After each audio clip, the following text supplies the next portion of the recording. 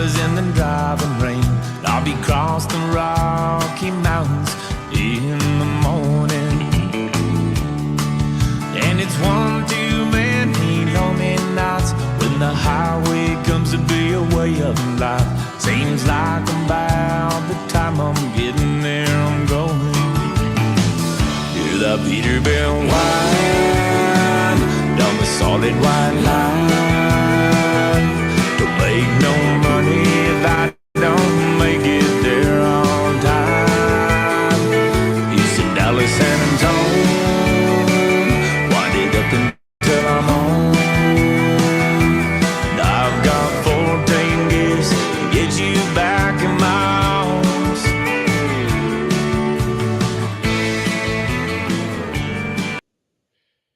Great stuff, and good evening to you. Welcome to the PBL Roundup Show. I'm your host, Thom Brennaman. So happy to have you join us. We're going to look inside all the games going on around the Pioneer League here tonight, as well as check in on some of the culture of baseball in general. Now, tonight, I got to tell you, this is all about our main man, Joe List, right? He made his professional debut as a player last night. For those that may not know, Joe signed a contract to play for the Missoula Paddleheads, and last night was in uniform for their game against the Glacier Range Riders at Flathead Field. That's over in the Flathead Valley of Montana. Joe, you're still there. You're joining us. We have lots to get to tonight, but overall, how are you doing today, and how was everything last night? I feel like $1 million. First of all, I'm backlit, so you can't see my face. It looks like I have to be anonymous because my outfielding is so bad that I'm anonymous. We'll get to that in a minute. Yeah, I gotta fix the lighting's a little bad. I look the same though, if you're wondering. Maybe it's for the viewership. They don't have to see my face, but it was amazing. I mean, this is like a make-a-wish out here. It's a dream come true. And right now, the guys I was with yesterday are out there taking BP, and I'm just so sad not to be down there. I feel like I retired, and I just want to be back in the game. It was an amazing experience. We're going to see a bunch of footage. They couldn't have been nicer. I mean, it was unbelievable. I feel like I'm in a dream out here. And this ballpark, you got to get out here. If you're watching and you haven't been out here, make the trip. It's spectacular. Well, we want to thank Wes Harton, the pride of Ohio University. I always say the best broadcast journalism school in the country. He's a Paddleheads marketing manager this summer, and he, along with our producer, Jackson Shapiro, got some incredible clips tonight. I mean, this is like a Joe List documentary and a stand-up routine at the same time. Don't want to get too far away from our main man, Billy Bavasi. Billy, how are you doing tonight? I'm great. Great. How are you? I'm doing good. He got to do something, and I don't know if, you ever had anything happen to you like this, but doesn't every kid at some point in time want to be a ball player? Oh, of course. Everybody does. If you're a baseball fan, you started when you were a little kid, and everybody would have loved to have played. That's why, watching these kids that go to our tryouts or play in this league, it's such a gratifying experience to watch them play and watch them and trying to make their dreams come true, like Joe did. But unfortunately for me, I knew I was a non-athlete early on. Yeah, I joined your club, believe me. We're going to get to our game correspondence coming up from Syracuse University a little bit later on to preview all the games coming up tonight around the Pioneer League.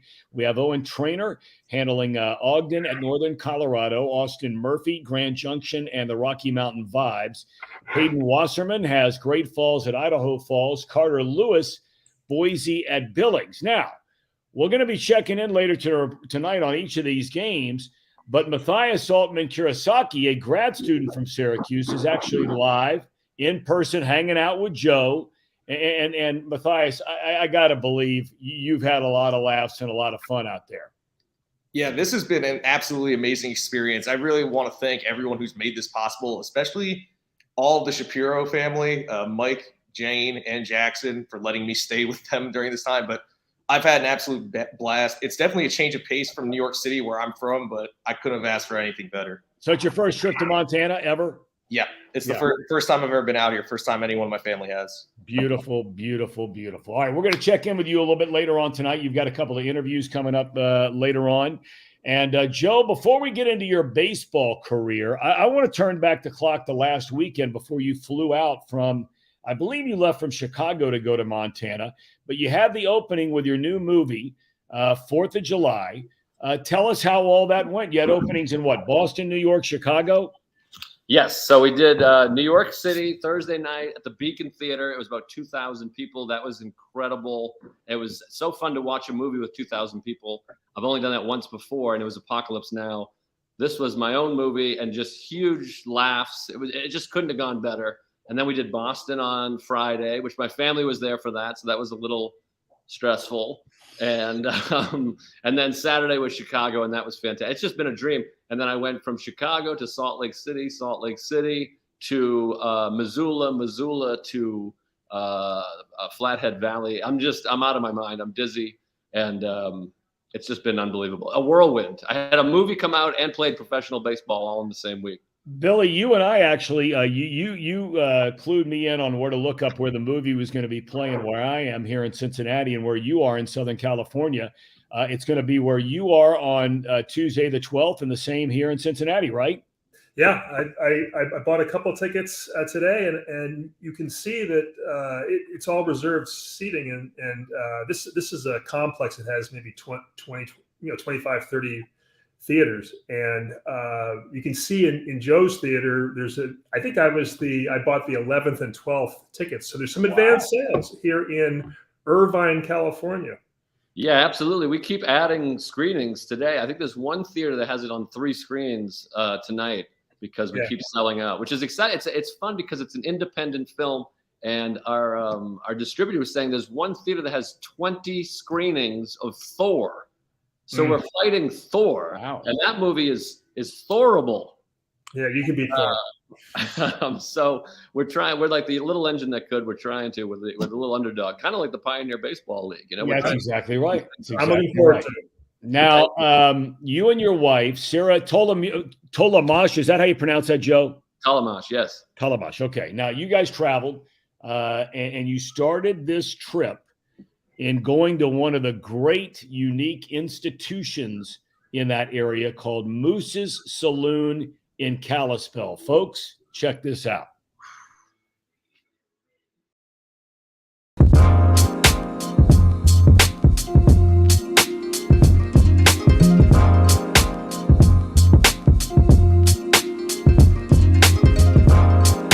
It's a dream come true. I'm very excited, and I do feel like I'm a better athlete than the average comedian.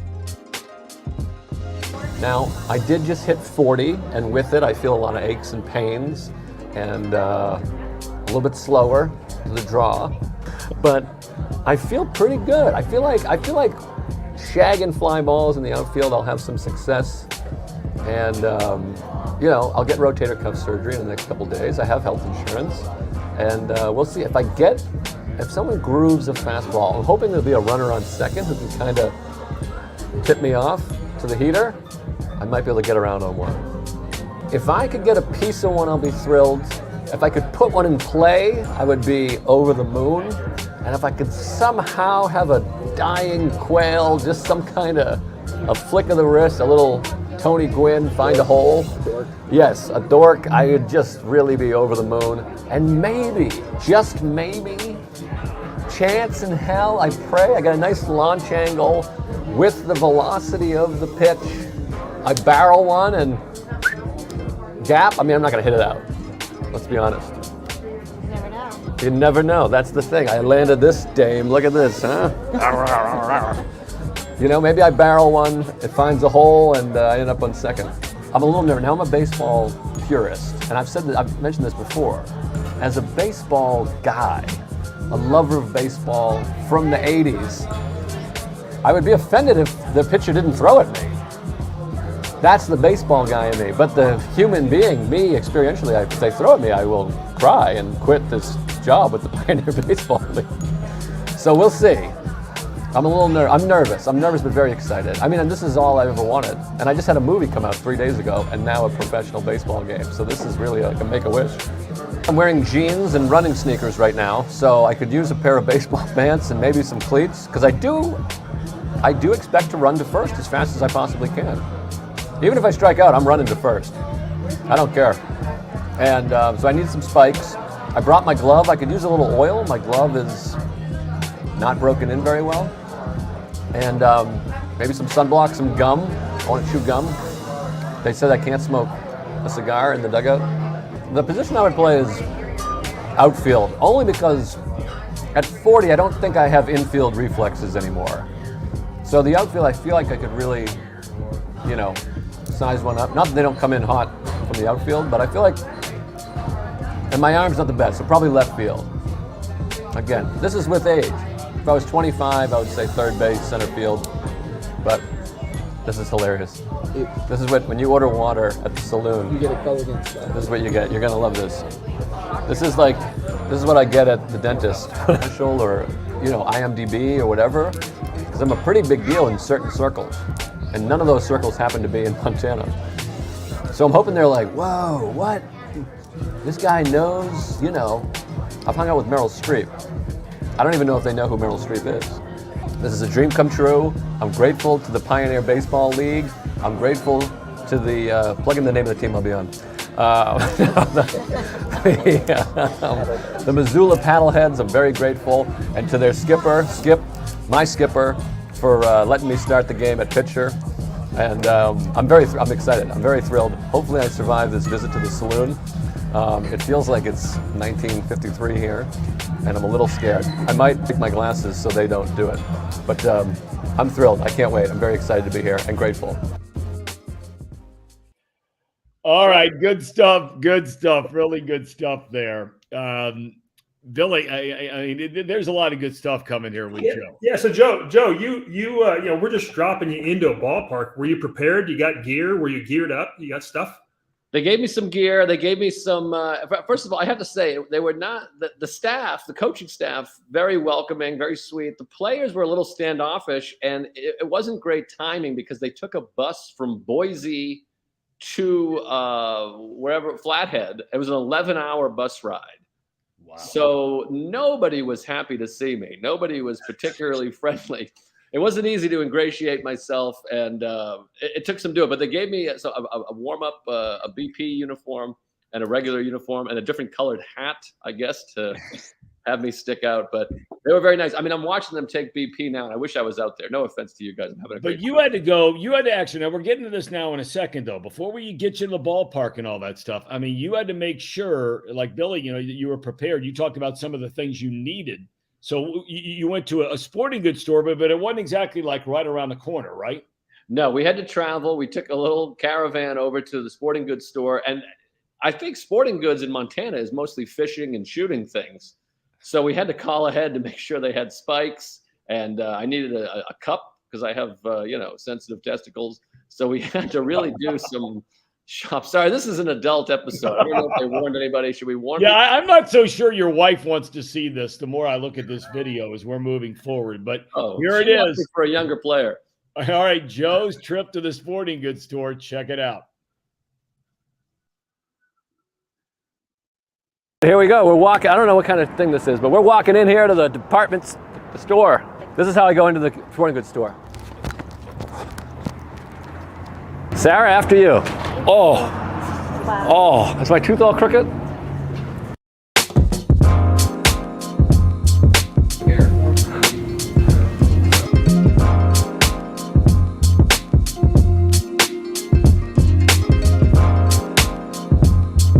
Let's go, folks. Good. I'm playing a game today for the Missoula Paddleheads, and I need some baseball cleats. Cleats, what's that? Oh, about 10 and a half. Are we playing turf, grass? What's the field? I don't even know what the field's made out of. I don't care about that kind of stuff. Oh, that's nice. Oh, it's a little big, actually. Maybe I need a 9. That's embarrassing. Sad, these are too big. I feel like a clown, yeah. Don't say my feet are small. Baseball is a fun game to play if you're good at it, but I am not. Have you ever played before? Oh yeah, I played my whole life until I was 15.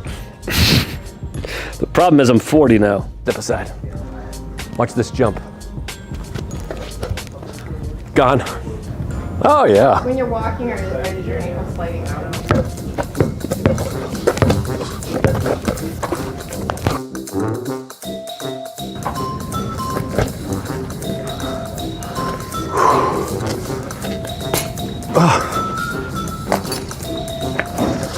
is my rosin bag.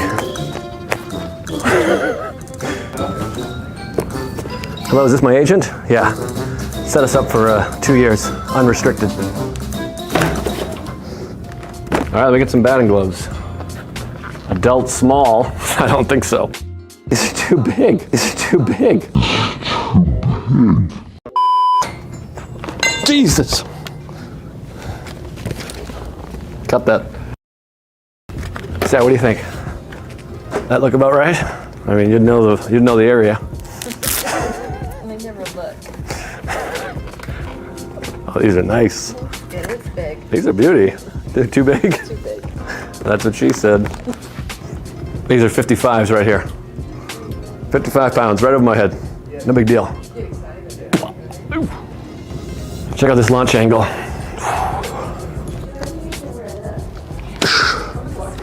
Tonight I play. Tomorrow I become president. I'm running a campaign. Coming at you. Thank you. Thank you very much. By the way, I've been here before. I actually modeled for this. They plastered this after my body. Feel all right? Yeah, I think everything's gonna be great. The first couple of baseball, do you feel like I'm gonna be injured, hurt? I know. Who do you think's gonna get hurt worse? Wes from stubbing his toe or me from playing baseball?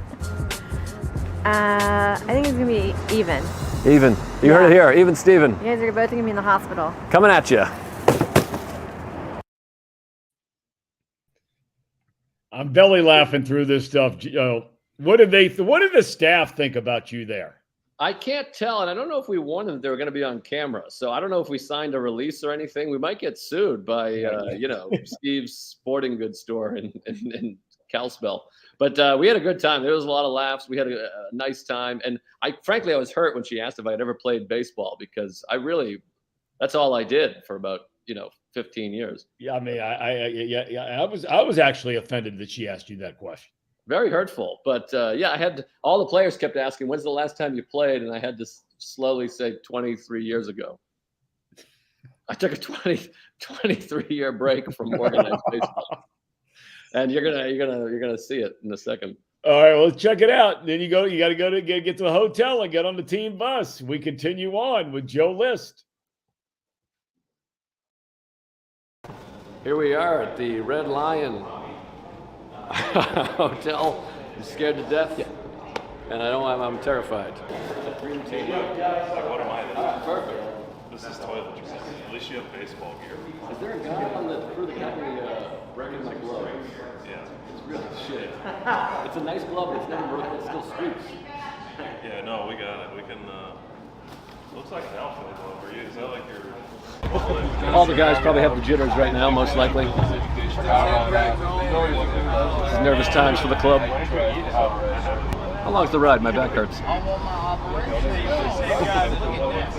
1% chance of rain. 1%. They can kiss 1% of my ass, these weathermen. How do you like that? Put that on PBL Roundup. Yeah, I'm coming in fresh. I don't know. I mean, tips for 11-hour bus. I once took, true story, a 22-hour bus ride from Boston to Charleston, South Carolina, both ways. But that was to like drink and hang out, not play baseball. I love Montana. It's beautiful. I've only been to Great Falls before. Now I'm here in Whitefish, Kalispell, excuse me. Whitefish is very lovely. I might buy a place here if this goes well. But no, it's fantastic. I love it. It's great. I'm very excited. I'm terrified. I was told to wear a helmet if I'm shagging fly balls. That really hurt my feelings. It's one of the meanest things anyone's ever said to me. I think they meant just on the bus. Oh, all right, yeah. He's like, if you're gonna take fly balls, wear a helmet. And I was like, Jesus. And then the lady at the sports store said, have you ever played baseball ever? Yeah. But wiffle ball, softball, I can hit from both sides. I don't think I'll be hitting from both sides today. Because I really think with my launch angle, if I barrel one, it could be out of the infield. This thing could hit some grass.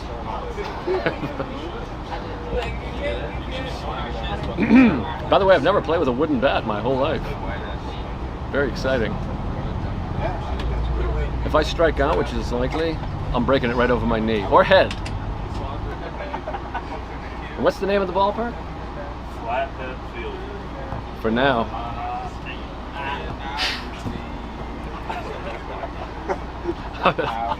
When I pass away during my bullpen session, they're gonna name it after me.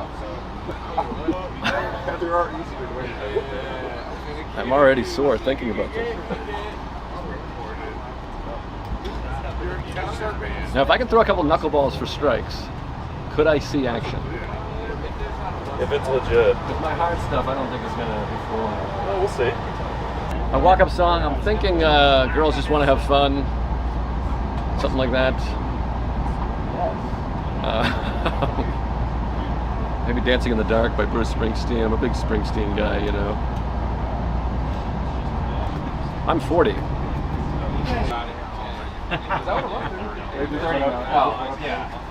for those of you who don't know, the home team cut me. So I'm here with a vengeance. Hello, Mom. Can you come get me?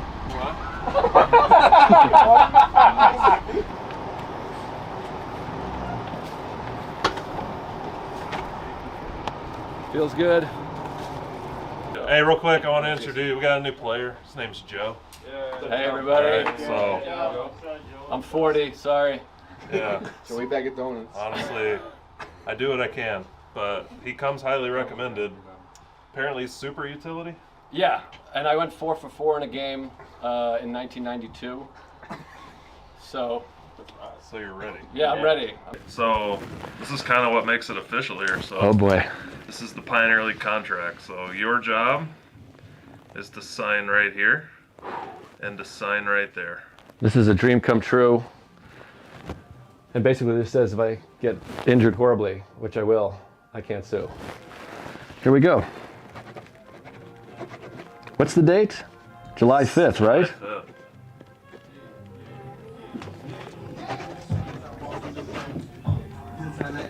Oh wait, it's not 4, it's 7.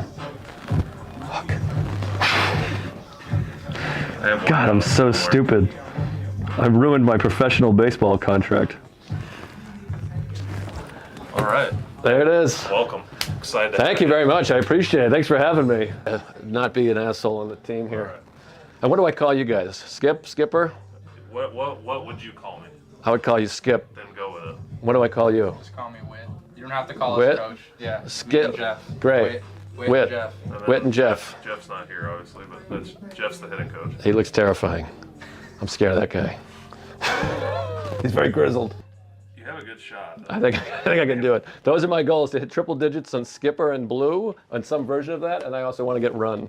I think I can afford the fine. Joe, how in the world do you screw up the contract? You know what it was? Because I was a nervous Nelly. You know, it's the eve of my big debut, and then I was thinking July. When you think of July, you think of July 4th. So I put 4 down. I was really just out of my mind. It was scary, and those coaches they're serious men. You know. Well, that's a big part of a player's life, Joe. That's signing that first contract. I know, and it's probably. I mean, I don't want to. You never know, but it's probably the only time I'm going to sign a professional baseball contract. And I screwed it up. It was so embarrassing. You don't care, but all you need is the cover page that has the salary. You don't Exactly. And I made $335,000 yesterday. That's the league minimum here at the Pioneer. Not bad. That's not bad at all. Where do I sign up? Come on and play. I mean, they're taking BP right now. I don't know how fast you can get to. It'd be a little tough. I think it might be a little tough. But I mean, you never. Hey, look, if that's a league minimum, I'm willing to sign up. I mean, why not? All right, so you're there in the clubhouse, and you said the players were. It was kind of weird at first, right? Mm-hmm. And they were. If I heard you right, you said they had already been on a bus ride like the night before for 11 hours. Yeah, it was brutal. They left, I think, at midnight and got in at 11 a.m. and then they had to report at 4 p.m. Wow. Okay. All right. So now it's time for you to actually get out there, take a little BP. You got your uni on. You're meeting the players. You're doing your thing. Here we go.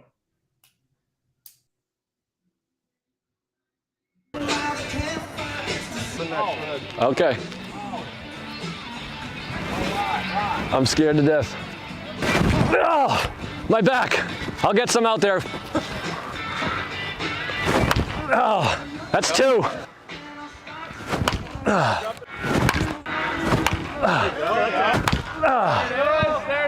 Oh, you son of a... My mother's here. Oh, that's a chopper. I'm beating that out, though. I'm legging that out. Oh, that's a good piece. Come on, baby. 2 more. Drop it. Oh, popped it up. Sucked me sideways.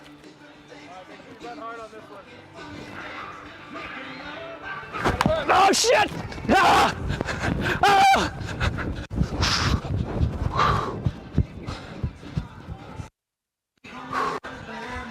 I guess this is a bad time to tell you about our history with hamstrings. Oh, God. No, I tweaked it stretching out there. I did this and I was like, ooh. Well, I do that, where you like just sort of move like a human and then you're hurt. Yeah, you're like this. Yeah, Fuck. Yeah. I'm turning 37. I've noticed that happens more. Like go get coffee. Yeah, it's no good.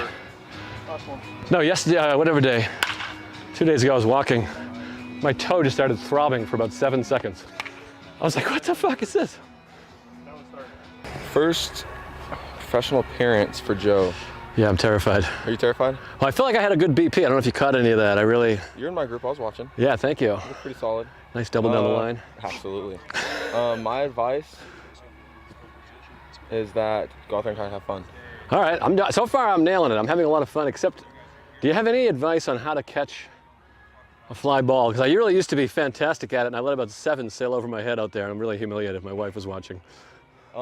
Try and keep it in front of you. The balls that are up in the air, try and make sure that you catch it in front of you and not behind you. Right. You catch behind you, as long as it's in front of your eyes, you can move your glove around and catch it. Yeah, I really blew it.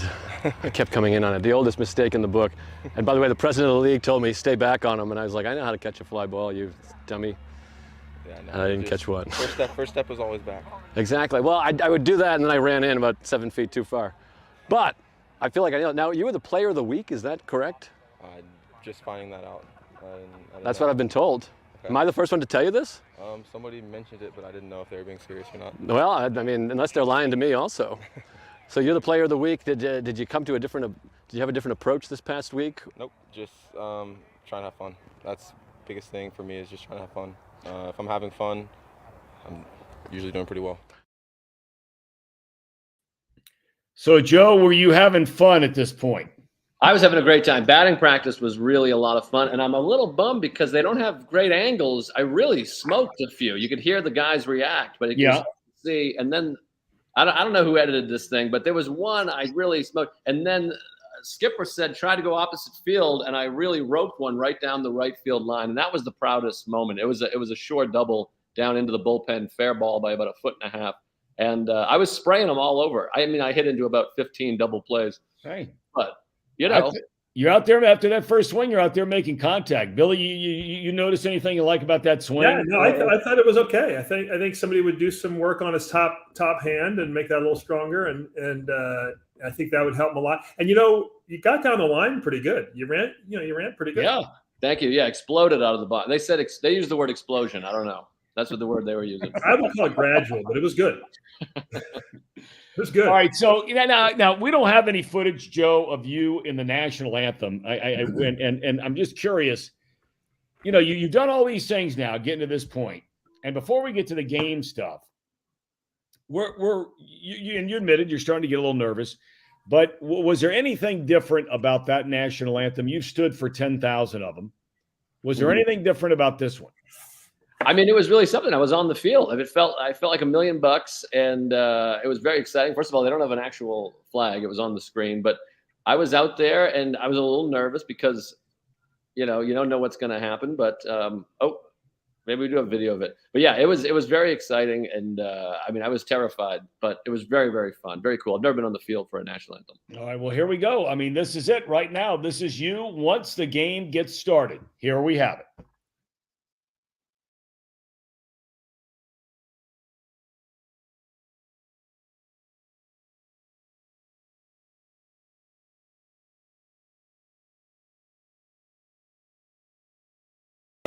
It was embarrassing. Well, I wanted to say nice job, but I chickened out. I'm so afraid of these beautiful young men. Just keep it to myself. I'm gonna start the chirping. Here we go, boys. Sports. Find a hole now. Come on, boys.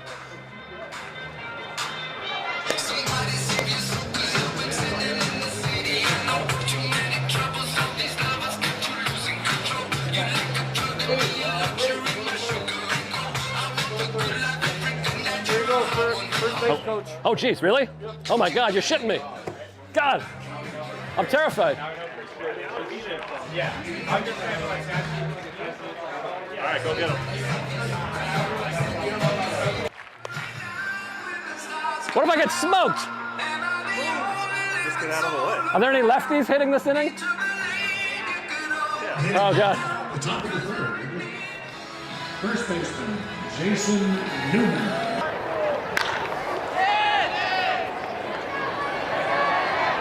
You're good, you're good. Go, go, go. Slide, slide.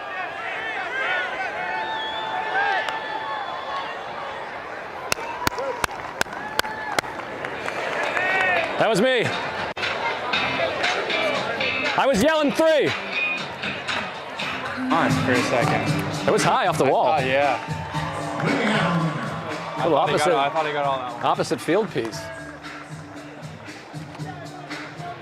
All right, let's do it again. All right, yeah, absolutely. I'll do it all day. How do we feel about our pitchers so far? Pitching well? Throwing well? We happy? Very well. Very well. Knock on Feel good. So, like, obviously, baseball player, you got your favorite baseball player. Who's your favorite, like, comedian? Boy, right now there's a bunch of guys like my age, peers that I love. Shane Gillis and Sam Morrill.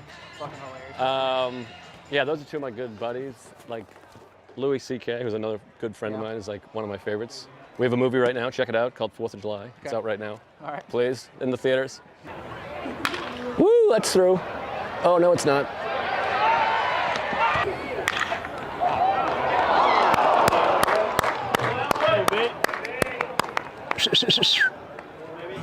You guys don't have a thing that you do? Oh, we hit an extra base hit. Oh, okay, what's that? Second baseman Okay, gotcha. McLean. Shut up. Wasn't even close. Can we fight with the fans? Is that cool? I'm gonna go total heel wrestler. I know. So their manager and I grew up together. Oh, wow. No kidding. So there might be some. Should we fuck him up? Yeah, we might.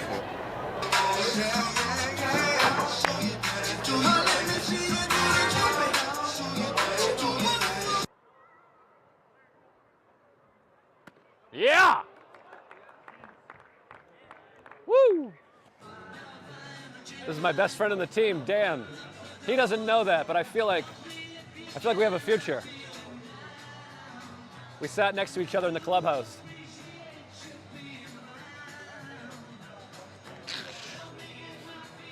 That's my boy. That's my boy, Dan.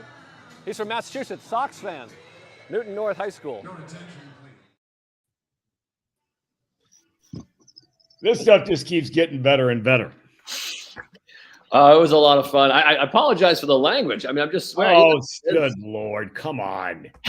Right? I mean, Billy, if you're going to get bothered by that stuff, you know, you're not going to watch a lot of baseball, right? Yes, yeah, it's no fun without that kind of language. I think also some of these clips we'll see longer versions coming out on YouTube, right? Yep, our YouTube page will have everything. I mean, all the stuff that we just didn't have time to get edited down and put together. I mean, there's many, many, many more dozens of minutes of Joe's day.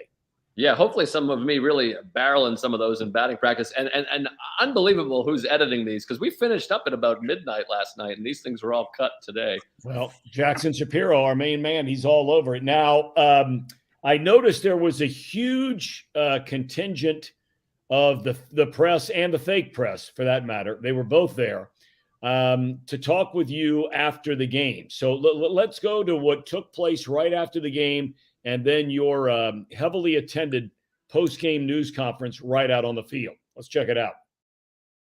Nicely done, boys. Good win. Good win. Good win. Nice W. God bless you. I love you. Someone have sex with my wife, please. Any one of you. Right in front of me. Nicely done. Great job. Nice, nice. That was very heavy. Let's get a picture right here. Yeah, please. Can you get a picture? Let's do it. Where's the skipper? Oh. Ah! Ah! Ah! Ah! Not cool. Not cool. Thank you, Coach. Not cool. I mean, this is really upsetting, folks. I mean, I knew it. I just thought they wanted a photo. I've been on Comedy Central. I've been on The Tonight Show. Not cool. And they're not even here to like kind of make it fun, which makes it even worse. But we had a good time, and it feels refreshing. By the way, it's 58 degrees here. Overall thoughts, fantastic. I felt great. I need to work on my depth perception in the outfield. I struggled. Mike warned me, and I struggled out there. But then I got to hit batting practice, and first of all, it took about 15 minutes to get a bat. Nobody wanted me to touch their bat, which was a little hurtful. But then I finally got a chipped bat from the home run leader, Paul Newman, and I think I had some good strokes, although I did swing and miss at the first pitch. It was bad. I feel like everyone was worried. Hit it a couple double plays. I don't know if you heard it. The skipper asked me to go opposite field. I hit one right on the line, 2-bagger. Behind the cup was great. It fit nice, and I liked it so much that I'm currently wearing it with a pair of jeans right now because it looks like I have a larger piece than I do, and that's why I'm wearing it now. Are you planning on taking it off? I'm never taking it off. I won't take it off. I'm flying home with it. I'll be the first person to ever fly Delta Airlines with protective cup and jeans. The coaches were nice because they're closer to my age, although also younger than me. And except for that one coach, he's old. And then I saw him shirtless, and now I want to just take my own life. He's in the best shape of anyone I've ever seen. He's got to be in his 50s, this guy. He looks incredible. I was supposed to get a bullpen session, which I didn't get. I'll talk to the skipper after that. I was supposed to get one before the game and during the game. I'll talk to the president of the league, frankly. He's right here. But I got screwed. But the good news is I don't have to have rotator cuff surgery in a few hours. So that was good. I learned that the ball is deeper than I realized. A lot of, and I was told the atmosphere, by the way, causes the ball to sail. So that was an issue. Also, I will say this also, I got no help from my teammates, possibly because they were pitchers, but I got no back in, which is how I learned how to play the game. The center fielder communicates with the right fielder. Literally no help whatsoever. If somebody had gone back, you know, I would have gone back, but I don't know if that's hazing or what, but nobody was helping. But also, I noticed the professional players don't care that much about shagging batting practice. To me, that was really fun, and they were not moving at all. Thoughts, great ballpark, great time, love it. I was really trying to take it in, the sunset, the dugout. It was very fun. I enjoyed dancing, and a couple times I was looking for you guys, but you guys didn't look back. A couple times we did, it was nice. And it was just great. Umpire sucked. I gave him the business a few times. I thought he stunk. That's my final thought. Final thought is the umpire stunk. Joe, that is fantastic. Fantastic. Yeah, it was a lot of fun, and both benches really were all over the umpire. It was fun, and then one manager was yelling at the umpire because the other manager was yelling at the umpire and not getting reprimanded. It was really something. And by the way, at one point, the two teams started chirping at each other, which made me nervous. It's like, if there's a brawl, I can't be involved in this. I'm in show business for God. My face is my life. But it got serious.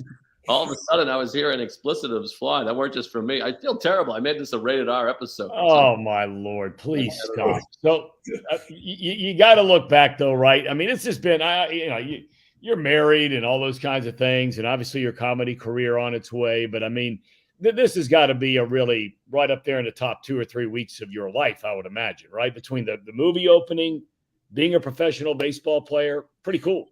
Yeah, just unbelievable. The movie, I mean, it really is two things I've always wanted to do is make a movie, be in a movie, and to see yourself on the big screen, and then to be in a dugout of a baseball game was just unbelievable. It was just so much fun, and I love the baseball life, and so it's fascinating. And there's so many parallels with baseball and comedy, the bus ride and the camaraderie and the language, and the bullpen guys really welcomed me in. I mean, that's a great group, as you guys know, as being in baseball. The bullpen is really where the real whack jobs are, and we had a great time. We also shot. There's a little pregame ritual that the audio we had to just dig a hole and bury it. I mean, it was a little wild. So hopefully that never surfaces anywhere. But we just had a great time. They were so cool, and they knighted me. They have little swords out there. And there's a rule. I don't know if this has always been a rule in baseball. You can't, in the bullpen, if the ball comes, you can't move. You have to just wear it. And I wasn't into that, so I left and went to the dugout. Yeah, Bill, you ever heard of that? Well, yeah, I think I've heard of it. I don't think everybody does that, but that was a big thing when you remember, Tom, when the bullpens were on the field, like in yeah. Like those guys would try to stay, but when a ball's hit hard, they're scattering. No, yeah, that's what we had. They told me to wear, and I really was genuinely surprised at how blasé those bullpen guys were. The sun was in our eyes. The game was happening. No one was paying attention. I'm going, it's coming this way. They don't care. Yeah. Joe, congratulations, my man. That is one incredible week. Thank you very much. Yeah, it was the best. And I'm like I said, I'm grateful to the Pioneer Baseball League and to the Missoula Paddleheads for having me. It was really awesome. All right, fellas. When we come back, we're going to take a break real quick. We'll check in with our Syracuse correspondents on tonight's upcoming games in the Pioneer Baseball League. This is the Pioneer Baseball League Roundup Show, all about Joe. We're back in a minute.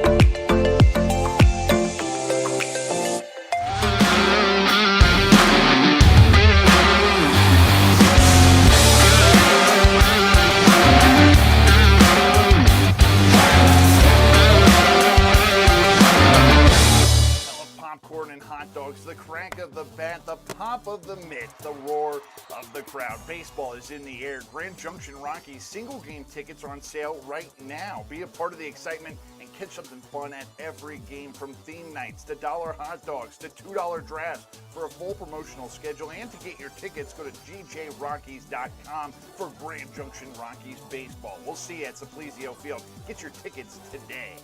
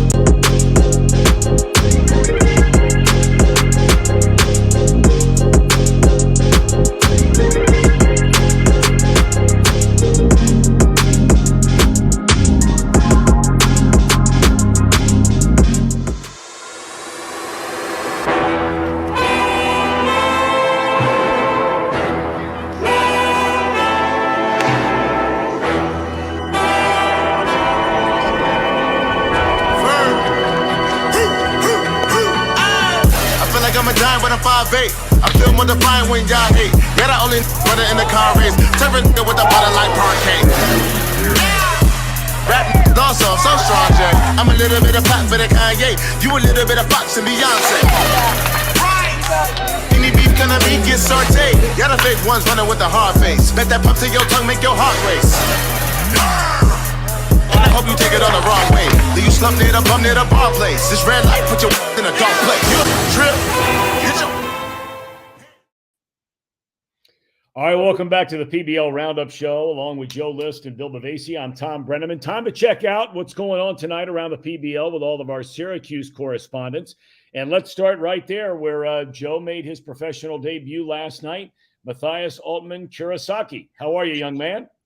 Doing fantastic. Good to see you guys. So tonight we have the reigning champion Missoula Paddleheads facing off against the Glacier Range Riders. This is the first place team in the division facing the last place team. Austin Edwards will start for Missoula against Domingo Pena, vice versa.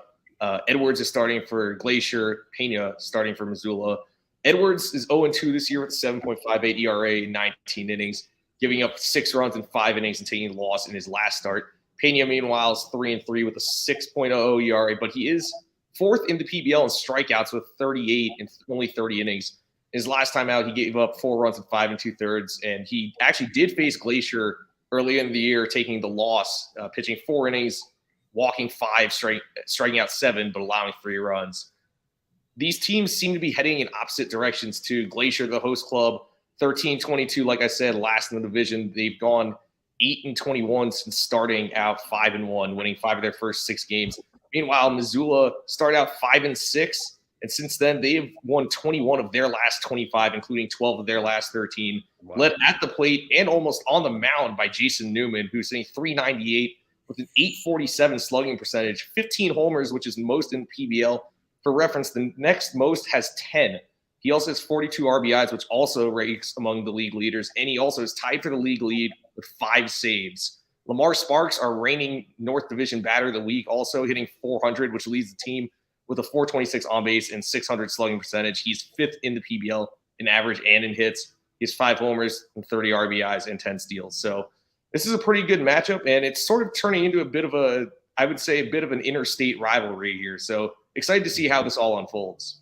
All right, thank you very much. Yeah, that Newman guy, we did a feature with him early in the year when we were in Missoula, and he is an interesting dude.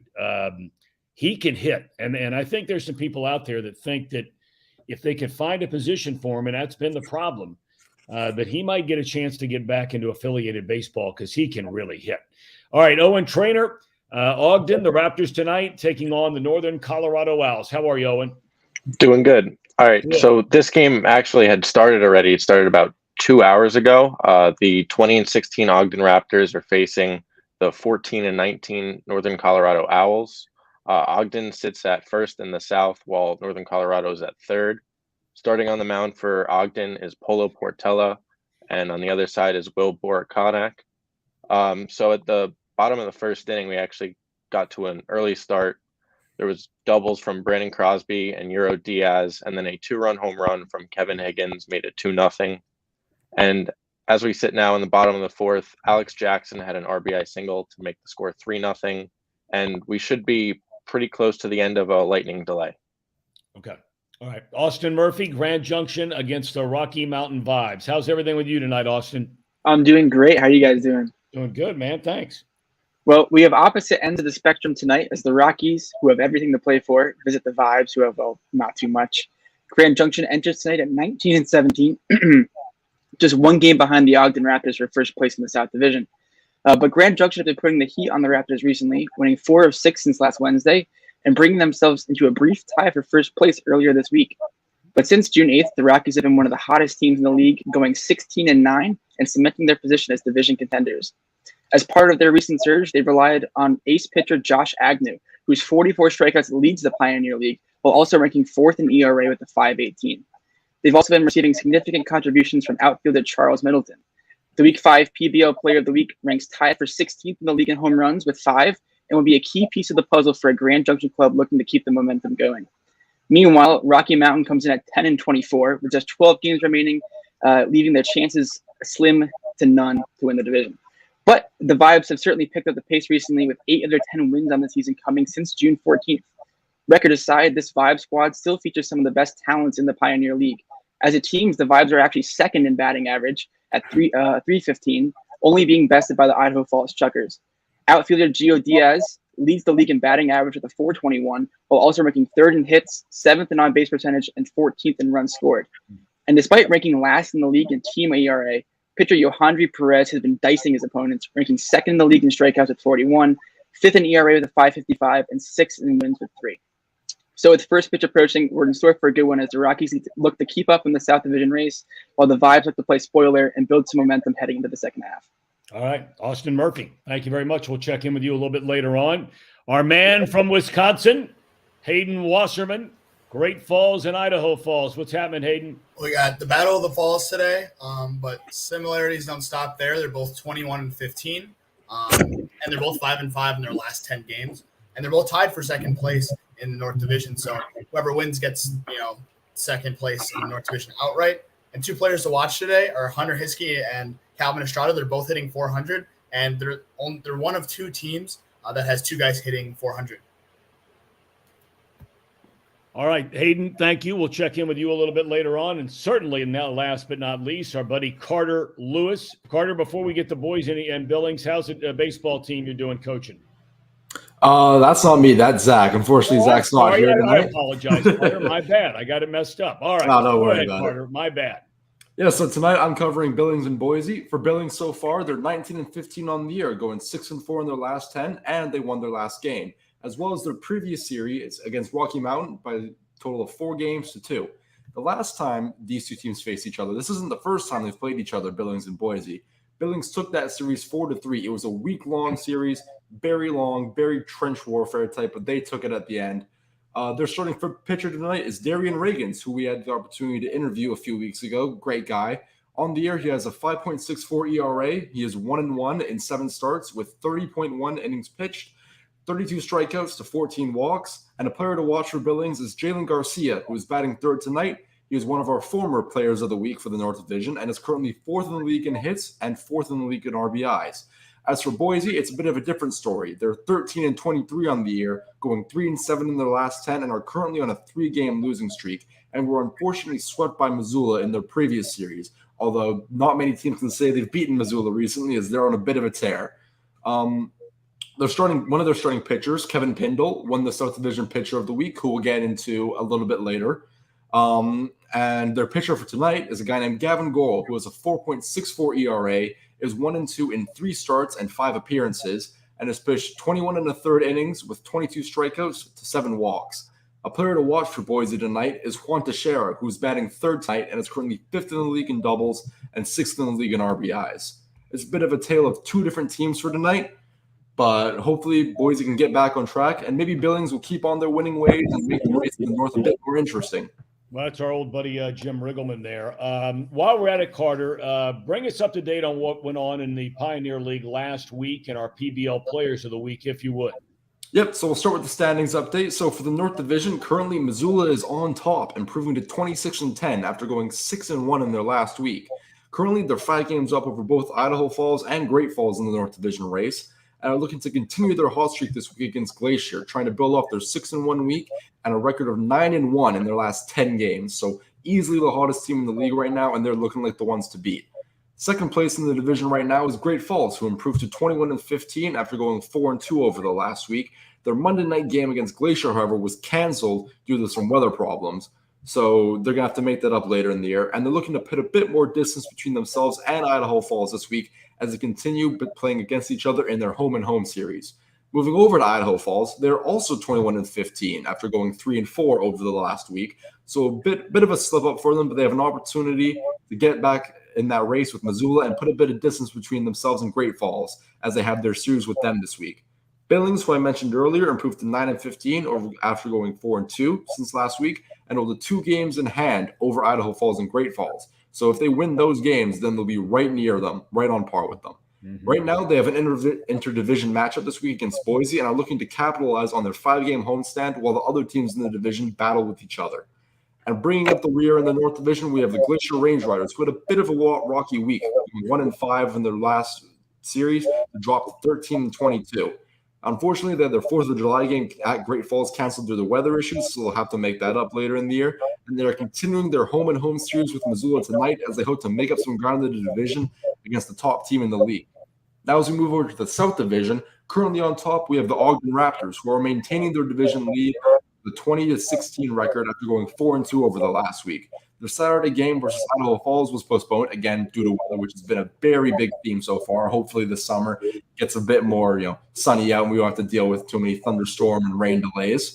And they're currently starting a 5-game road series against Northern Colorado tonight. Second place in the division is the Grand Junction Rockies, who are currently maintaining pace with Ogden, sitting at 19-17 after a 4-2 week and are just 1 game of the division lead. They had a very strong 6-game homestand against Northern Colorado last week, but unfortunately ended with an 8-7 loss on the 4th of July to them. Tonight, they're starting a 5-game road series versus Rocky Mountain and are looking to make up ground on Ogden and widen the gap between them and Northern Colorado. Speaking of Northern Colorado, they dropped to 14-19 after going 2-4 this past week. And while their 6-game road series at Junction may have ended may not have gone to plan, they did end strong, winning 2 of their last 3 games to bring it back up. And they're starting a 6-game homestand tonight against Ogden, hoping to take some wins away from the division leader and propel themselves back into the division race. Coming in 4th in this division right now, we have the Boise Hawks, who went 1-5 last week, dropping their record to 13-23 on the year. They went 1-2 away at Ogden and then got swept at home by Missoula. Currently, they're hoping to turn their fortunes around this week with an interdivision matchup in Billings, and are looking to come out on top in this 5-game series. And last but certainly not least, we have Rocky Mountain, who went 2-4 in the last week, which moved their record to 10-24. While they've been struggling a lot this year and are the final team to reach 10 wins in the season, things are starting to look up for them as 5 of the 10 games they've won this year have come in their last 10 games. So they're starting to find their stride, and maybe they can take that into the second half of the year and make a bit of improvement. But that could start tonight as well with a 5-game homestand against Grand Junction, and they're looking to turn their fortunes around. Carter, great job, man. I mean, we're all up to date. Doesn't get any better than that. Thank you. All right. Thank you very much. Speaking of, that's where they are, right? The Glacier Range Riders. Check this out, and we're going to meet their owner.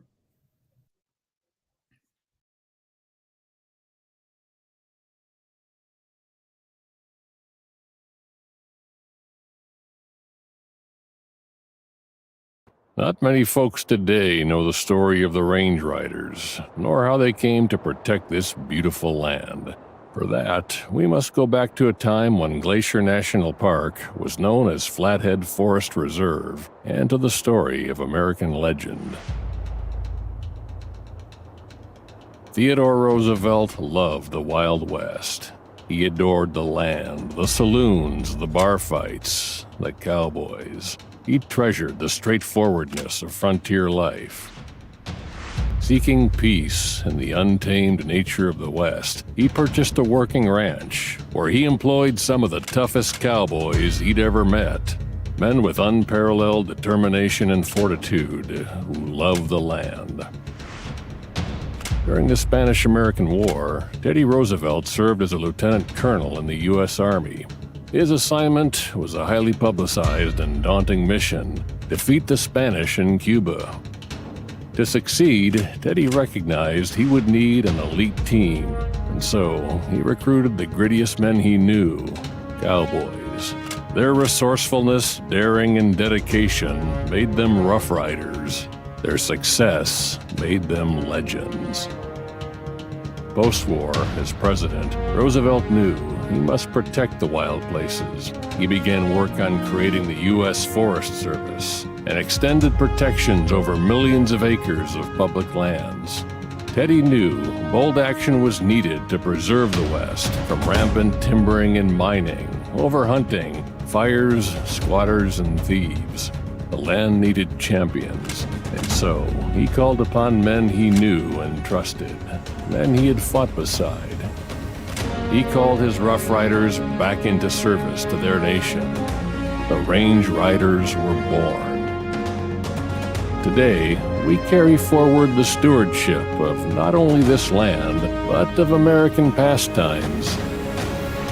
We welcome you to Flathead Field and Range Rider Baseball. That is fantastic stuff right there. And the man who put the whole thing together, we bring on Marty Kelly, the owner of the Glacier Range Riders and the man who built Flathead Field. Marty, how you doing tonight? Good, Tom. How are you? I'm doing good. I mean, that ballpark just looks unbelievable. Was there something that came to your mind, and you're with your son Chris and the other people that are thinking about what we want this place to look like? I think it's evolved as we've done the construction, is making it feel Montana, make it feel like we're in the West, in the rugged West, as they talked about. Mm-hmm. And we've got a lot of the metal, the wood, just a combination of things that you don't see at normal ballparks. And I think it just it really blends well. Really blends well with the whole architecture and the landscape. Billy? I can't speak for all the other ballparks. This is the only Pioneer Baseball League ballpark that I've been to, but this has to be the best ballpark. And I was talking to the players, and they said from the batter's eye is amazing. The feeling is amazing. I mean, it feels like you really tried to make this a player's ballpark as well as a fan's ballpark. Absolutely. We dug it down about 18, 20 feet. And so it's a nice walk up for the fans. It's great for the players. We tried to think about the wind, the gaps, make it a real legitimate size baseball stadium. Mm-hmm. And so far, so good. Can't complain too much. And is this like a dream come true to own a baseball team? Because to me, owning a baseball team is cooler than playing in a baseball team. Well, it's not cooler than playing. But I mean, to play professional baseball. I mean, but I imagine your back doesn't hurt as much as mine does after a game. Well, my back hurts a lot after doing the construction at this baseball stadium for the last 8 months. Oh, damn it. All right, maybe that's a good point. But I mean, is this something you always wanted to do, to be in baseball, or did it just kind of come upon it? So I've always been involved. As a kid, you always play in baseball and always hoping to play for the Detroit Tigers. I grew up in the Detroit area, and then little college baseball, and then coached my son his whole life, traveled ball. And then when he got out of high school, I started coaching in college summer leagues. Right. And we started a college summer league in Atlanta. It's called the Sun Belt League. We got 8 teams in Atlanta that play in the college wood bat league. And we came out here 22 years ago and just loved the area. And I always told my kids, about 3 miles south there, I'm going to build a minor league baseball stadium there someday. And they, sure, Dad, shut up and keep driving, Mm-hmm. So how cool is that? Our dream has come true. That is really cool. It's got to be nice for GM and players, I imagine, to be owned by a guy who's a baseball guy, a coach, a player. I would imagine, I would think, because it seems like a lot of times owners are just annoying, but you're a baseball guy. I'm annoying. Oh, well, so far it's been very the way my wife last night for the game sat in a suite and loved, and she's not a baseball person, but she absolutely loved it. So I don't know what that says, but well, Joe, I can't believe she's still speaking to you after some of the things you said about her out on the field. But we'll worry about it. That's your problem. That's not my problem. Billy, Marty, congratulations! What a great spot. I'm sure something like this isn't a one-man job. And where was your support coming from? A city, county, state? Where was the support coming from? So, first of all, the support comes from family, right? And, good for you. Right. And my wife and the kids being behind the whole plan and the whole idea, first of all. Second of all, yes, Flathead County, which is the county here, which Kalispell, Whitefish, Columbia Falls, Big Fork are all part of Flathead County. The Flathead County commissioners have just been fabulous to work with. And without them, this couldn't have happened. In most municipalities, the red tape you would have had gone through to build this stadium would have never got off the ground. So yes, the Flathead County commissioners have just been fabulous to work with. But Marty, it's a first-year team there. I mean, I thought we really haven't covered that. What's been the reception? Because I have a guy that lives down the street from me whose family has had a house out there in Whitefish forever. And they talk about, obviously, and we're going to see some of the pictures of the stadium and the surrounding areas and Glacier National Park and all that in a minute. But what has been the reception of having baseball there? It's been fantastic. I would tell you for every 100 people that you get responses from, maybe one might have a negative response. But baseball is great for the community.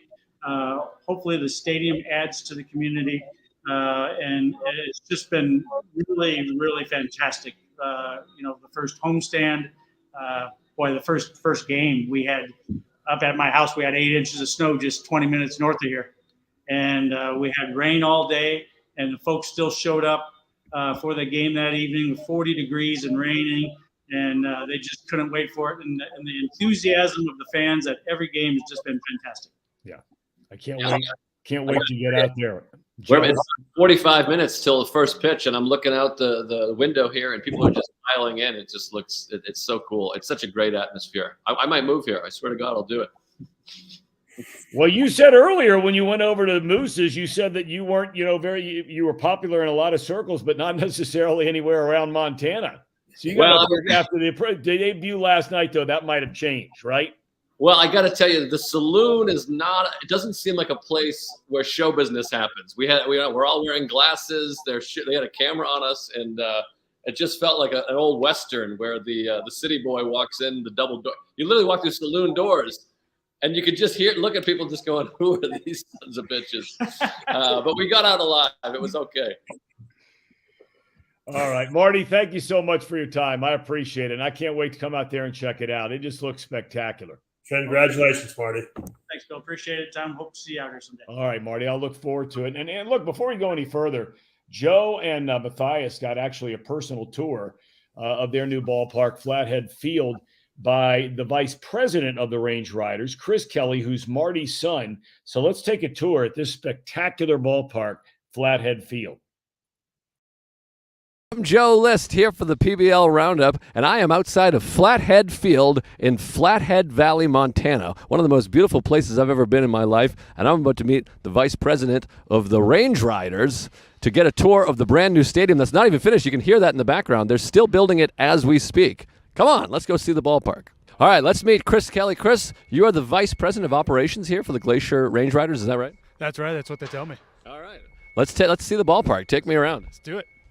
We got a lot of great colors here. The architects did a great job. Everybody's been really involved in picking out a lot of aspects that really represent the community and nature around here. Nice. And I like the wood panel. Is that to represent all these cabins and stuff? Because it has a great cabin feel. Yeah, we wanted you to feel like you're up here in Montana, in the woods. Feel like you're part of nature. So it's all natural pine from around the area. Absolutely. This is fantastic. I can't wait to see more. Yeah, as you can see, we still got crews working all around the ballpark every day. So crews working hard, starting every morning, wrap up before games, and try and get it cleaned up and ready for fans every night. Now, can I ask, do they get premier seats for the games, or are they done with it after they're done working? No, the crew's the best fans that we got. So we couldn't have done this without them. We're really happy that they've been with us this whole time through the winter months where you couldn't stand up here without the snow blowing at you. But now we're really into having a lot of fun. So. Now let me ask, how brutal are the winters here? Because I saw a sign that said the sun is finally out. Are the winters brutal here? Up on this hilltop, it got about I think we saw wind chills of -20 over the winter. So we had ground thaw machines going all winter, and it was pretty wild. We had some crazy days up here, but we never stopped. Good Lord. Well, it looks awesome. I can't wait.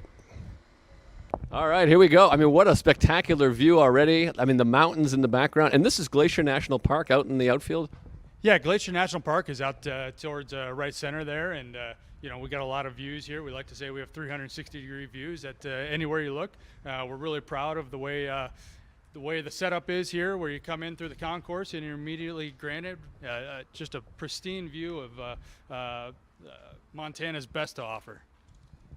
I mean, this is dynamite. And what is the field made out of? Because that looks just magical.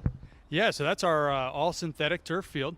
No dirt, no grass anywhere, including the mound, the boxes, the infield. It's all turf. So it's turf with mow patterns put into it, and it's topped off with a coconut husk. So that's what gave you that real nice feel last night when you were out there on the field. No kidding. And now I was eating some of the stuff, and then I kind of got a bellyache. So do you advise against eating the field here? No. What really goes well with it is lime and ice. So that's why you see us icing down the mound every night. All right, you heard it here first. You can eat the like Novak Djokovic at Wimbledon. You can eat the grass here. Tennis fans out there, Wimbledon's going on right now. It's very exciting. They have a rule that you can't move. Okay. I'm recording. I guess. All right, here we are. We're down the first baseline, shallow right field. I mean, not a bad seat in the place, wouldn't you say? No, there really isn't a bad seat. That's sort of the joke about the whole thing is it's only 2,500 seats, so every seat is close to the game. I mean, this is really spectacular. And this is the bullpen now. I was down here last night, the people will see. And this is where the real lunatics on the team hang out. Have you hung out with any of the bullpen guys? Are they crazy on your side? Yeah, that the bullpen is where crazy stuff happens. That's where theories are made up. That's exactly right. We tried to write some songs. All right, we are on the field. And God, it feels so good. I mean, this is just magical. A field of dreams, I would say. Yeah, definitely. So, top to coconut. So, Field of Dreams, top to coconut. But, we're really happy with the field. It's taken some rainy days that other fields just wouldn't even been playable, and we've played right through them. Yeah, I noticed now, I was an honorary member of a team over here, and I got hit with an ice bath. The ice just melts. Was that going to be an issue? I was worried I had to clean up the ice. No. Again, we just should have given you some lime to go with it. So I appreciate that. It was quite nice. I mean, this is just gorgeous. How did you come up with the dimensions? Was that the designer of the ballpark? Did you guys have an idea yourselves, or how does that work? So we knew the prevailing wind was the right field, so we knew we wanted to try and keep some balls in the ballpark. So right field's a little bit as deep as we could make it with a little bit higher wall. And then one of the first meetings that we sat down and started writing our goals for the ballpark on paper, somebody said, what do we want the center field to be? And we said 400, 405, and somebody said, why not 406, the area code of Montana? So that's what we drew up in the plans and sort of hid away for the whole time during construction. And then it was a real nice surprise for the crew when they saw the center field sign go up and saw the nice outline of Montana with the 406. It was a big cheer. So. That's beautiful, because I was out shopping today, walking around. I saw a lot of shirts with the 406, and now I'm putting it together that that's the area code there, which is awesome. And that seems like the funnest thing to me of designing a baseball field is coming up with the dimensions. And these are beautiful dimensions. You got the nice high wall out in right field, nice low fence in left field, and all the hitters were complimenting the batter's eye here. They said this is a good place to hit. Yeah, it's turned out really great. We got some cows that come out in center field there, so you're able to see some cows come out between innings every now and then. But it's awesome. Tell me a little bit about the bench. I don't know if we can swing around and get a shot of this. The benches here, the dugouts. I mean, we're going to go in there. These are so beautiful. The wood here. Tell me about the wood and the decision to make it this way. Where'd you go? Yeah, so these are our dugouts. We're really proud of our dugouts. They're larger than some MLB pro level dugouts, and huge roof, heaters in them for the winter time, and ready to play ball year round.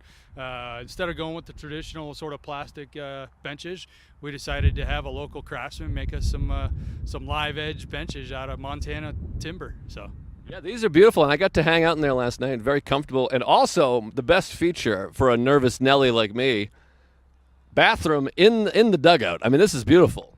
Yeah, you got to have the bathroom in the dugout, right? What else are you without a bathroom in the dugout? Are we savages? I was really worried I was going to have to sprint up the right field line and take care of my business there as I got closer and closer to game time. But beautiful facility in here. Just don't go in there for a couple days. All right.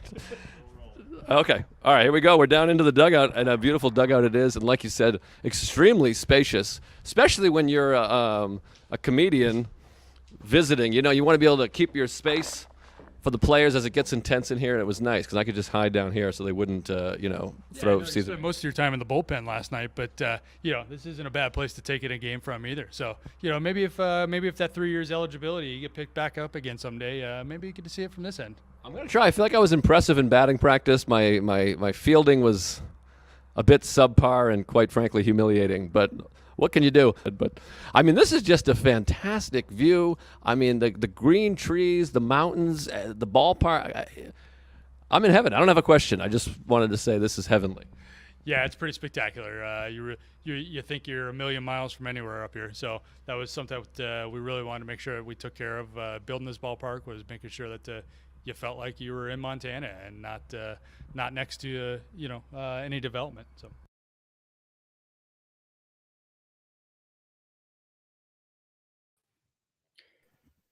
Well, that was a great tour around there, and I know you have a special part of this whole ballpark with you right now, Joe. Pete Melnick, the county administrator, very instrumental in bringing this ballpark to fruition.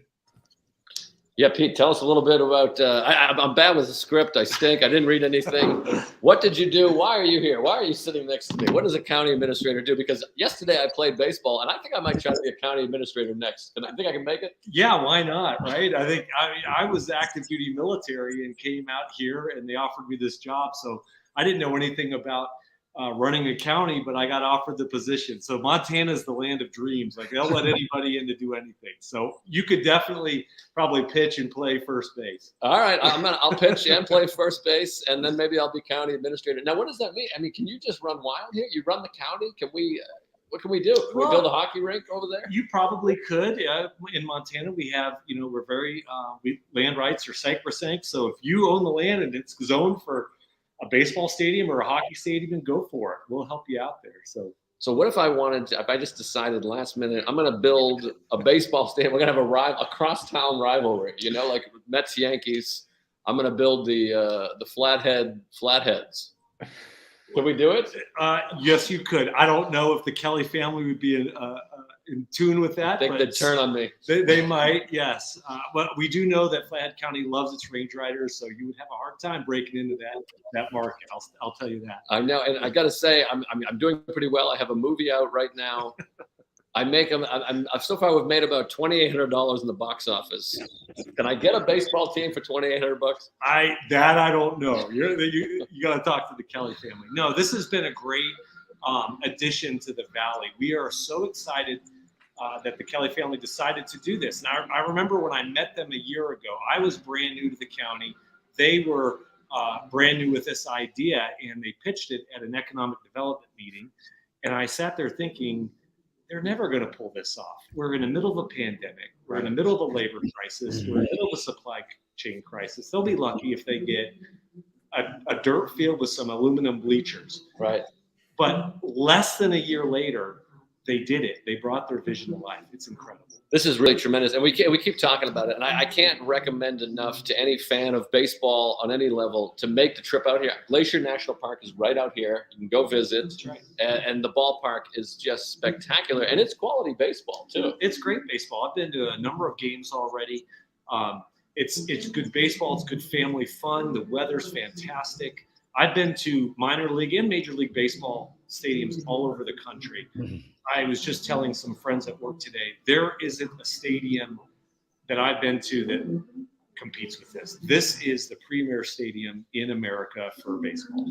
Yeah, absolutely. And I keep, getting distracted. I should be focusing more on the show, but every time I look up, there's a GD mountain range right here. Yeah. It's just so distracting and beautiful, and it's just glowing.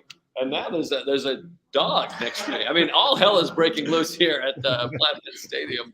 There's a dog walking around, dogs and cats living together. I don't know what's going on over here. Well, if you think about what they did, right? It wasn't just build a stadium. Mm-hmm. They built a team. They built concessions. They built a parking lot. They built a logo. They built apparel. This is just sort of the capstone of an entire system for baseball for the Valley. And it feels like, and correct me if I'm wrong, it feels like a real community out here. I've been walking around. I'm staying in Whitefish. It's just a beautiful community. It feels like a lot of pride here. I grew up in New England, which is annoying amount of pride in New England. People hate us outside of there. Do you feel a real community sense here? Absolutely.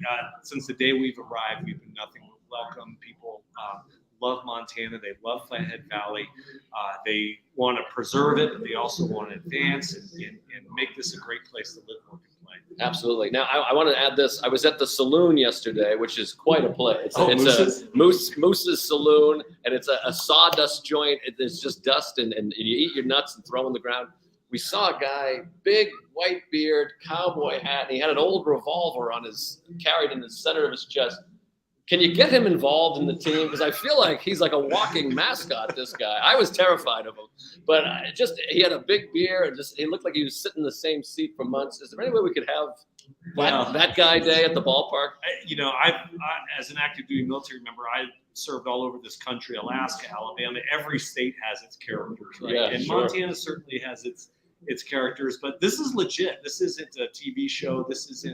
These are real people who grew up in a rural lifestyle around livestock, and they're cowboys. This Absolutely. is the real deal. Yeah, absolutely. It's really fun. And like I said, I keep saying the same thing, but I cannot recommend enough to come out here. If you love baseball, if you just love America and you love mountains and trees, it's just spectacular here. It's like a dream. It's like I'm in a painting. It really is. Just looking out, you can see the Whitefish Range. Just a few weeks ago, there was snow on it, but it's 80 degrees out here in the valley. Right. I endorse that. If you're here in the valley, you're here stop by the park, see it, catch a game if you can. It's a great place to be a part of America. Absolutely. Well, Pete, you just said it about being a great part of America. We thank you for your service. I know you went to the Coast Guard Academy and served in the military for a long time, so we want to salute you as well. Oh, thank you. It was an honor to serve. That was, to serve this country and now to give back. It's an honor. So thank you for that. You're welcome. All right, Pete. Thanks a bunch. And Joe, I'm just going to keep it right there with you. I understand you've got a real life rodeo star, cowboy, whatever it might be. Bradley Chance Hayes, is that right? He's also an artist? Yes. Chance is right here, and he brought company along. Oh, look at this. My kind of guy right there. Chance, how are you, man? Hey, man, it's been awesome, man. I just roped at Big Fork last night at the Pro Rodeo in Big Fork, and they had a sellout crowd last night, and it was really cool over there. And then I was excited to come over here and watch the game and hang out and watch everybody play. And I've been up in Alberta quite a bit up there riding in the pro rodeos up in Alberta too. So I got to tell you, man, when I heard you were coming on and here I am sitting in Ohio and Bill's in California and you're out there in Montana and I'm kind of reading a little bit about you and I'm saying to myself, wait a minute, there can't be, I'm being totally serious about this. I mean, there can't be many guys who are riding in rodeos and also are artists. Man, you don't see it much for sure. I mean, it's one thing that's one positive deal whenever you miss your calf or steer at the rodeo, and at least they have something to talk about if you don't win. But I mean, it's one of those deals like it's pretty cool to live your dream. That's when I was in college at Oklahoma State, Brandon Weeden got cut from the Yankees and moved back there to Stillwater, and he'd come out to the arena and I'd be roping and stuff. And he's like, man, you're really going to make a go of this. And I said, yeah, what the hell are you going to do? And he's like, I'm going to play football now. Right. I mean, it's like we all got to have a vision. And this has been mine, and studying art has been my dream. And my mom was an art teacher in elementary schools. And I really always wanted to make a go of it. And whenever I graduated with my thesis, there at West Texas A&M in Canyon, Texas. I lived out in the Palo Duro Canyon and worked for some ranches. And then as I was able to kind of come further west, I've had art shows in Temecula, California, Santa Fe, New Mexico, Aspen, Colorado. And wow. When I came to Whitefish, though, I was like, this is my home, and this is going to be the place where, I can go in and out of. The people understand having lots of horses, having lots of cow dogs, having cattle, and and living and riding for the brand, and it's like they really understand it here, and it's like if you want to play D1 college ball or something, you got to hit the weights and you got to start when you're 15 by the time when you're going to be strong when you're a freshman to have a chance at the game, and so rodeo is no different, and it's not any different, not at all. But were you surprised? I mean, when all of a sudden you get asked to do the color palette, the art. Oh man, when Kelly calls me up, he's like, "Yeah, what color? What are you thinking? And I was like, "Oh, for sure." I knew right away, like in my mind, what would look really sharp with the natural wood, and and he already had like an idea on the steel and metal, and it already was like really, really awesome, And I just thought, man, if I could kind of put some artwork together that kind of complements, kind of who we are here, and then like just, tie it all together, and just kind of make it a good vibe, and you can watch a game and really enjoy the atmosphere. And I know that we'll probably have venues, for music coming up too, and this place is just made for performance, right? I mean, well, you'll probably be a warm-up act for George Strait or Midland or somebody like that, right? No one can put the king out, man. Well, you're right about that. He's still the legend for sure. He is. My wife tells me all the time she'd leave me for him. Although that list is growing longer. It used to just be him. It seems like it's getting longer now. You might run back right up here to North Montana. These pieces are really unbelievable. I saw one that hasn't popped up yet. That's in I think it's in the owner's suite that I just blew me away. It looked awesome. And these are all fantastic. Yeah. Can I ask, how long does a painting like this take? I feel like that's the most cliched question. Well, you'll do a lot at once, and then you kind of put it away, and then you come back to it. Probably about 3 weeks to a month. Kind of you come back to it, and you don't want to overdo anything, right? Same way with training horses or your shoulder, your elbow. It's like you can overdo things, and we got to be really smart about not going too far and then getting, and you just like anything, you can go too hard and then you don't have something at the end. So now I'm a comedian. I'm a performing artist. Sometimes you'll write something down, you try it on stage. I say, this is gonna be hilarious. They're gonna lose their mind. I do it, and it just eats manure. And I go, oh my God, this is nothing. Do you ever start painting something and you go, oh my God, this sucks, and then you gotta throw it away? Every week, it's same way like with the horses. I'll get on one thinking this one is really nice and gentle, and it doesn't take me long, and I realize I was completely wrong on that too. And you just. You learn to just kind of adapt and adapt the best you can to the deal. Just like the people, every crowd you perform, it's like, oh, these are hard actors. Yeah. No, and you feel like you have to go.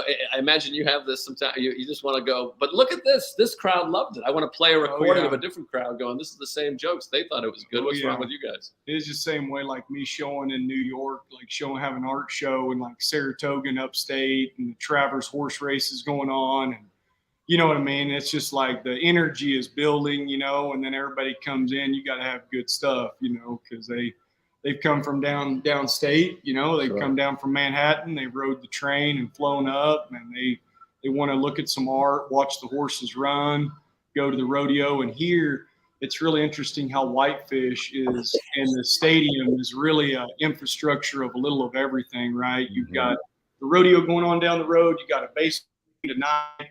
The town is pumping, it's just pretty awesome place to be and live, Well, Chance, really. We thank you for taking the time to join us. What's your dog's name, by the way? That's Sheila Bila. Sheila Bila. Okay. Give her a hug and a kiss from us. All right. All right, brother. Thank you guys. She's on second base right now. She got out somehow. All right, Chance, take it easy, man. We are highlighting the Range Riders team this week, and Billy, you had a chance to spend a little time with the guys that put on the uniform every day. Yeah, I did. We have a little pre-record here we can show, and I really did enjoy talking to these guys. They're real sharp guys. One of them, Stu Peterson, I recall him when I was a farm director, and actually before then I was real young. I just started my career with the Angels, and I was still taking out the trash.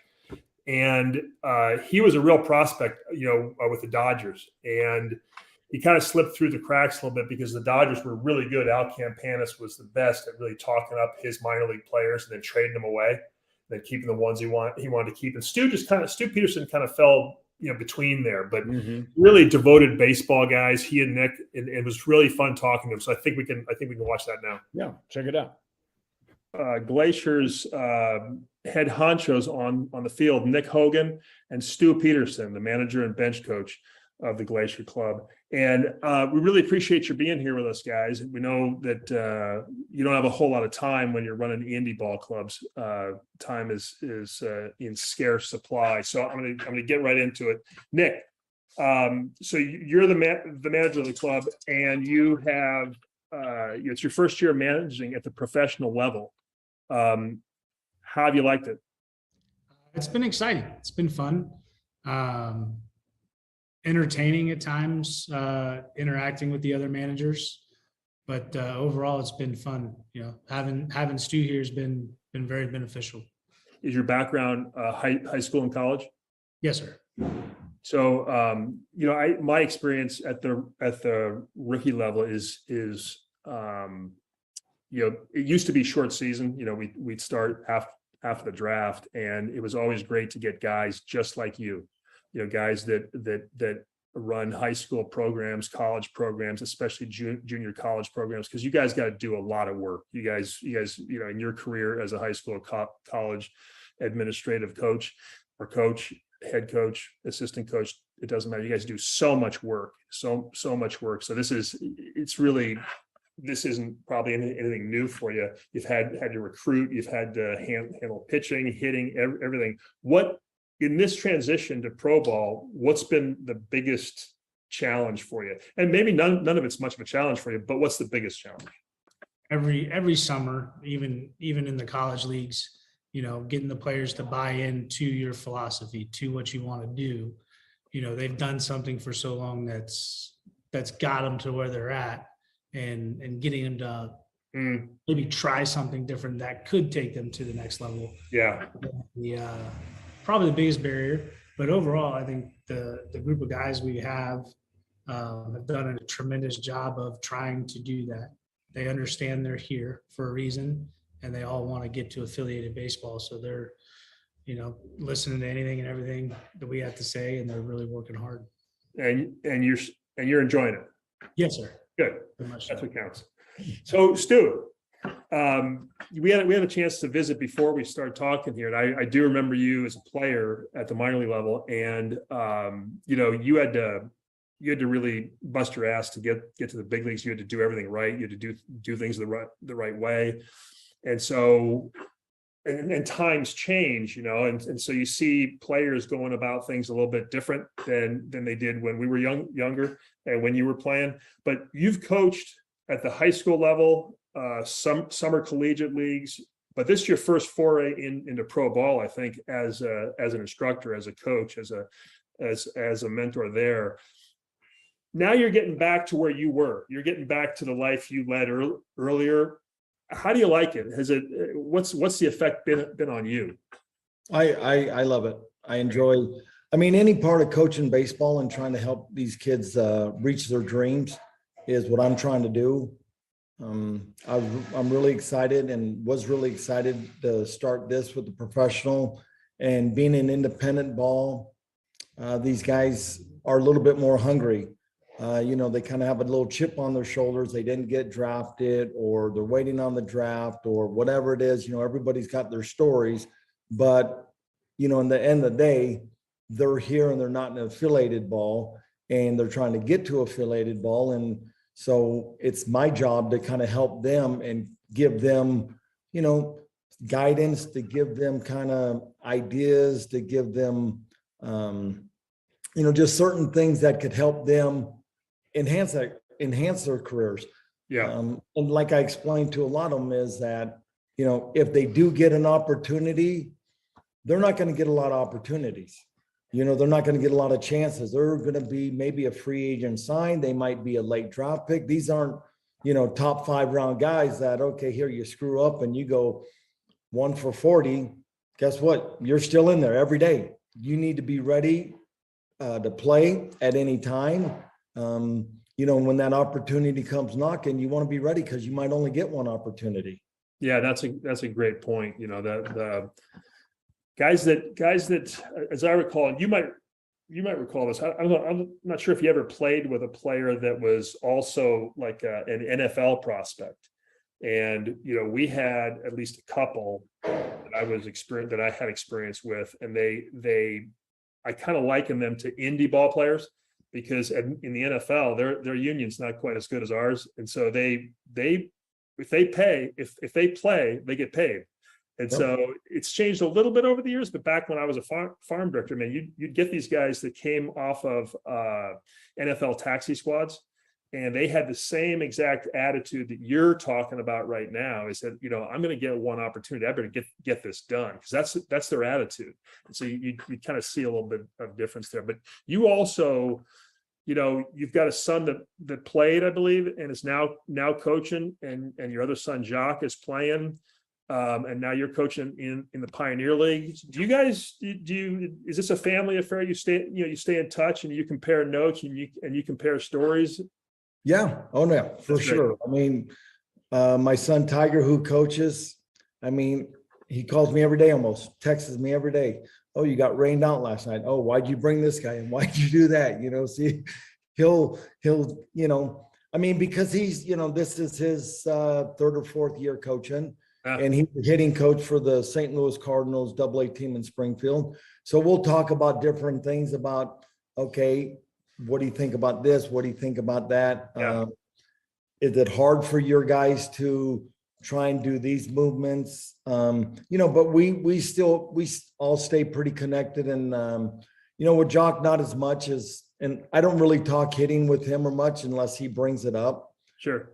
He's got enough guys. He's got enough, sure, to deal with. And, he just, when he's away from the ballpark, I just like him, just let him be himself, just like when it's different when you're a coach because you're never away.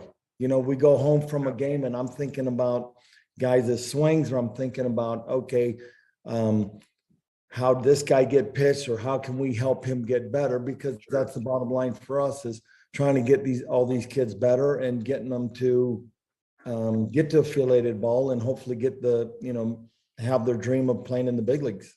Yeah. Well said.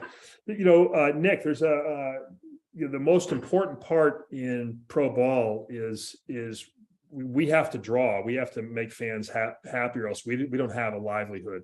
And so your ballpark is a real big part of that. And so I wanted to get your thoughts on the new ballpark there, and let your fans know why they should be coming out there and seeing that place. It's always fun to watch your club. I get it, but they want to be in a place where the bathrooms are clean and the concession stands don't have real long lines and all that. But I'm come to understand that you might have been on the construction team that put this thing together. And so give me your thoughts on the new ballpark there. Yeah. Stu and I helped out a little bit out here. Chris has done a phenomenal job of designing it and helped seeing it to fruition. Swank Construction has done an unbelievable job of getting their guys to work on Saturdays and sometimes Sundays out here to make sure we can have this park for the fans to come to. Archer grading has done a fantastic job, and they're still out here grading out stuff. We're working on getting the playground for the kids ready to go. Right.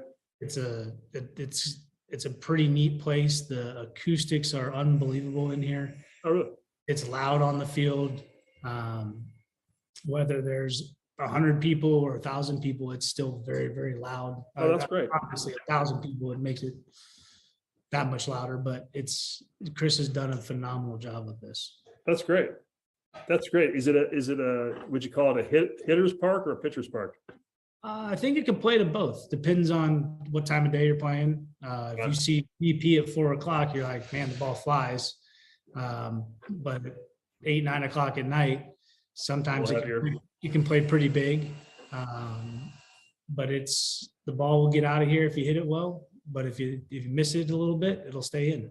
Yeah, that's not bad. If you get some guys that can run, sometimes that's more fun. Oh, for sure. Yeah. So, Stu, your first AB in pro ball, what happened? A bomb? First AB in pro ball? Home run in Lodi. It's all downhill from there on. Yeah, it was all downhill from there. So that's a great special moment in any young guy's life. You had a long career, and you're in the big leagues quite a bit. And what's the most memorable, or a couple of memories that are really striking to you that you think about? Two of the top memories. Number one is hitting a home run my first at bat. Right.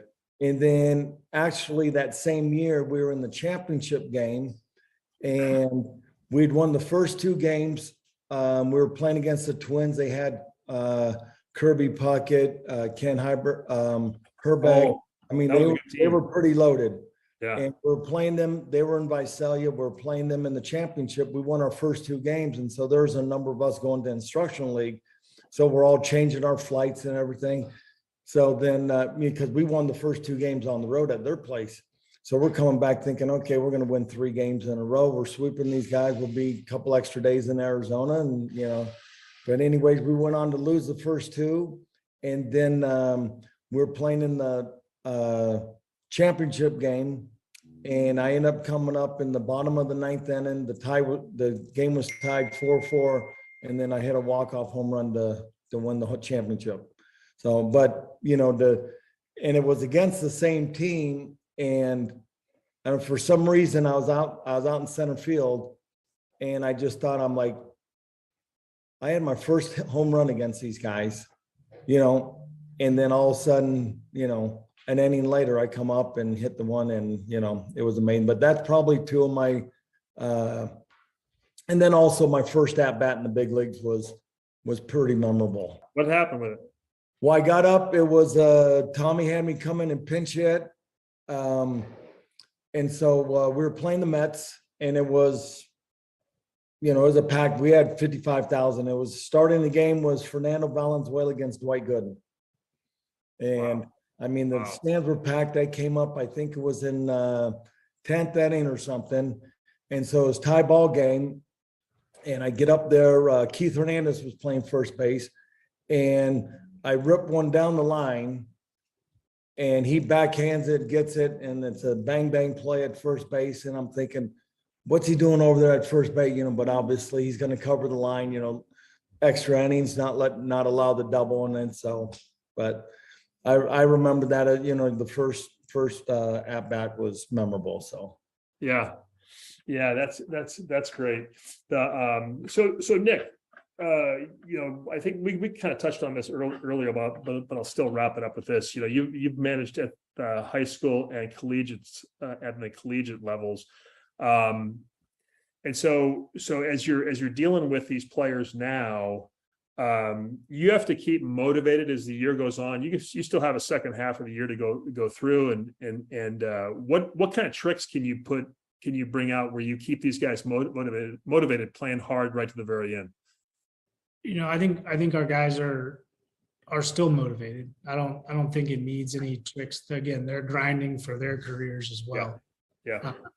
The message in the locker room the other night during the lightning delay is we are far too talented as a group to continue to lose games like that, like we have been. Yeah. And I think they're starting to come together as an actual team. They're pulling for one another. They're starting to piggyback off each other's starts. They're communicating unbelievably well in the dugout about what they're seeing, about what they want to try to do. And the guys are playing hard. Having Brody Wofford lay out for a ball thrown 6 feet wide down the first baseline to just keep it in front, keep it in play, just says it all. Sure. Yeah. Playing hard, they're playing for one another, but they're also understand that they're trying to get to that next level, and they need to win games so people come and watch them play. Yeah.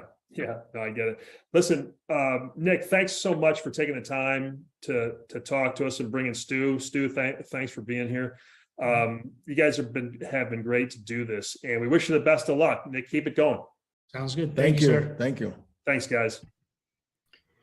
Certainly appreciate those guys' time, and Billy, thank you for taking the time to sit down with those guys. You look around the Pioneer League in the ballparks, and our analytics guys are going to take a look at some of them here in a minute. But you got two brand new ones. We've already talked a lot about Flathead tonight. One under construction in Windsor, Colorado. Grand Junction just had a $10 million renovation, and nearly every other ballpark in the league has undergone a huge renovation just in the last 2, 3, 4 years. But you've got to build these ballparks, and how do they play? As far as is it a pitcher's park? Is it a hitter's park? It's clearly a hitter's league. And so Austin Murphy and Hayden Wasserman from our Syracuse Analytics team are going to take a look inside the ballparks of the Pioneer League. Fellas, the stage is yours. Tell us about it. Thank you. Thank you. So this week we looked at which ballparks in the Pioneer League are the most hitter or pitcher friendly. So given the geographic region of the Pioneer League, there's lots of different elevation and terrain changes that go around. So it's very obvious that there's going to be different ballpark factors based on where you're playing. Now, there's numerous different ways that you can approach this topic. You can look at the dimensions of the fields or what goes on within those stadiums independently. We decided to evaluate this by comparing how teams perform when they're playing at home versus their away. So there's split stats through those two different categories. So we use a variety of variables, both for batters and pitchers. Certain statistics like home runs, extra base hits, stuff like that, those are season cumulative statistics they acquire over time. And given that teams don't play an equal amount of home and away games to this point, we converted those to per game averages in order to compare those two efficiently. We also included slugging percentage and ERA for pitchers, and then also for pitchers, home runs allowed per game, similar to home runs and extra base hits. We chose those statistics because those are ones that are most affected by different ballpark factors. Singles can be acquired in numerous ways, basically finding the gap in the infield or grouping one out to left center, something like that. But when it comes to turning a double into a triple, or what might come 10 feet shy of the warning track or go out of the ballpark at one stadium, home runs and certain ballpark design features that we looked at. And we compare these stats based on location by subtracting the difference of the home averages minus the LA averages. So based on all of the stuff that Austin said, we looked at which two were the most friendly towards the hitters and which were two towards pitchers, which we'll get to in a minute. So the two hitters parks by far, when we looked at it, were Lindquist Field and Ogren Park at Allegiance Field. So Lindquist Field is home of the Ogden Raptors. It had the highest home runs per game differential, home versus away, at 0.53 a game. So half a home run a game that's a solid amount. Second highest slugging percentage differential at 0.094, and second highest home run allowed per game differential at 0.396.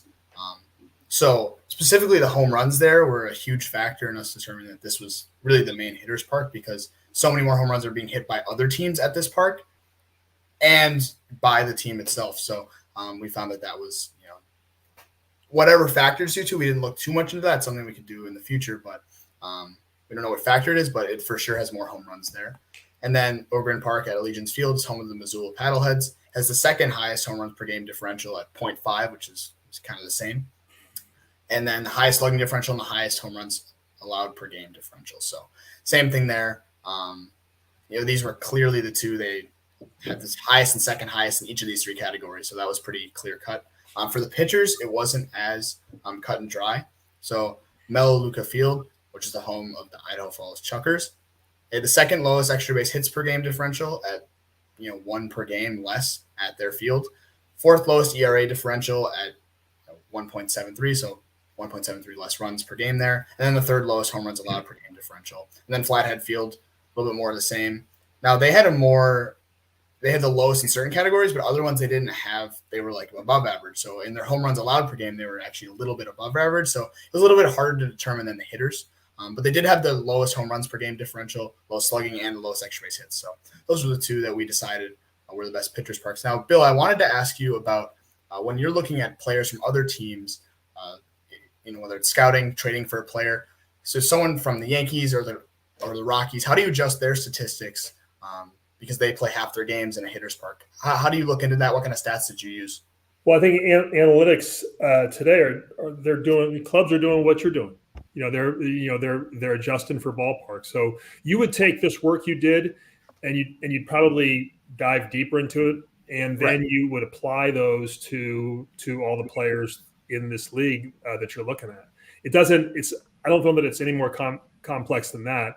It's just a lot of work you go through, right? To get what you did, you went through a lot of work. But if you really had to make player decisions based on it, you're going to get deeper. You're going to get a lot deeper into it. And you're going to put a lot of time into it. One byproduct of this, Tom, these guys have done a great job with this, and it's what's, we all like baseball. There's a lot of different reasons we love baseball, and ballparks are right up there at the top. And every football field's the same, every soccer field's the same, every basketball court's the same, but every baseball stadium now is different. And you and I grew up in a period where the multi-purpose stadiums became a thing. All the dimensions were real similar, and then maybe. What did we start with? Camden Yards? Probably. Start to turn to unique ballparks. And so when those ballparks started to change so much, that's where you saw a lot of the work that Austin and Hayden did. That's where ballpark adjustments came into play. And I know, I've said, Anaheim Stadium was pretty generic. Yep. When they first built it. In the day, it didn't. The ball jumps at night, kind of sits, and Dodger Stadium was kind of similar. But Safeco Field in Seattle now, I think it's T-Mobile Field. It was real different. That was a cave to left center. It was way out there, and then right center. It was the dimensions are fair, but the ball just seemed to jump. It just seemed to jump more there. It's weird. It's really weird. The thing in Safeco was the batter's eye because of the way the sun sets. Mm-hmm. And because you're so far north, they had a real hard time coming up with a batter's eye that was satisfactory to players. And players always wanted to play with the roof closed, but fans in Seattle, man, if it's a nice day, the roof's open.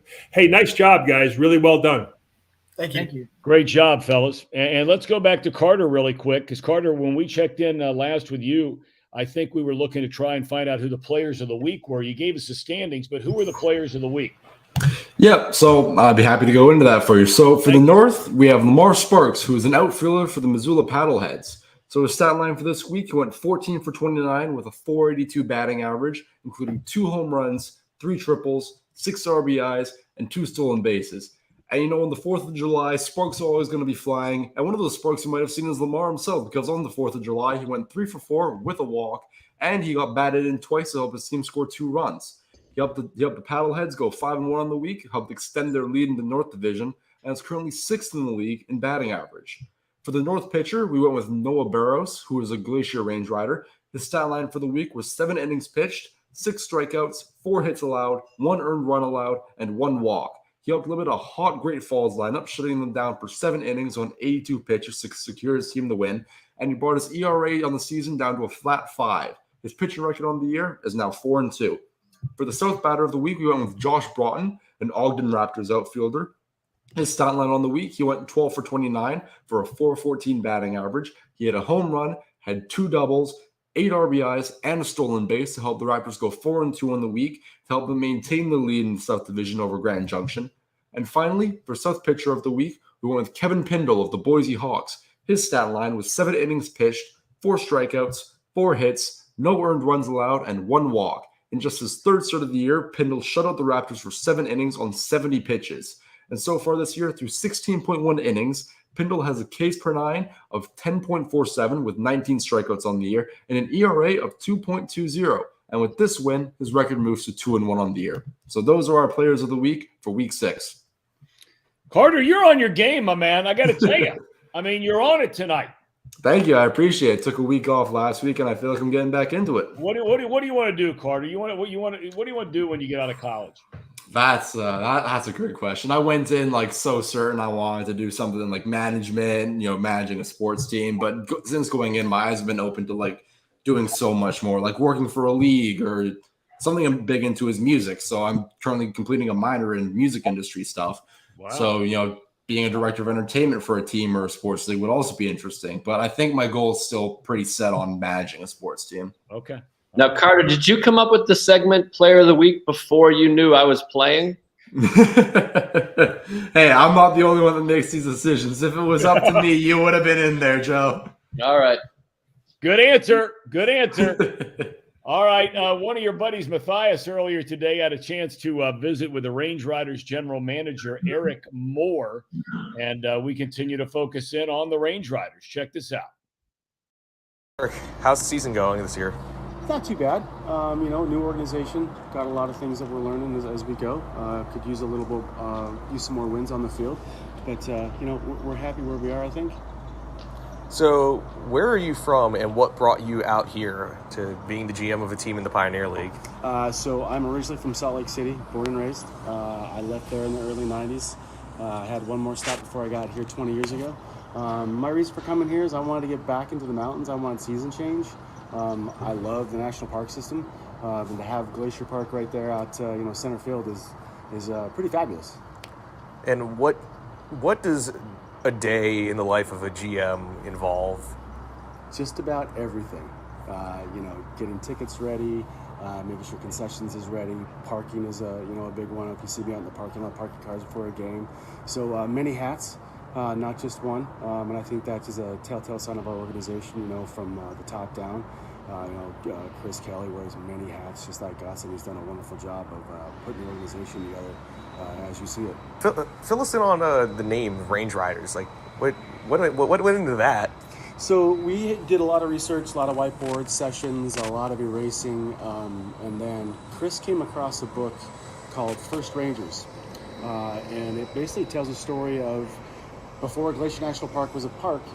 It was the Flathead Forest Reserve, and there was some involvement with Teddy Roosevelt, and he knew that land needed to be protected. It was getting more popular, so he had a few of his old Rough Riders assigned out here to be protectors of the park, and they were called Range Riders back then.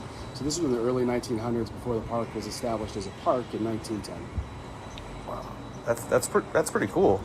Yeah, like I said, I've been here a long time. First, I'd learned that story, and I thought it was very intriguing. Wow, yeah, I hadn't heard of that one before.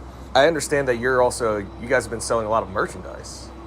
Yeah, I think going back to the logo and how we got the logo done with a company called Brandios, I think they did a great job. I think with Chris's collaborative work as well, I think that we really pulled it off. The community loves it. They love Huck. They love Cliff. They love the logos.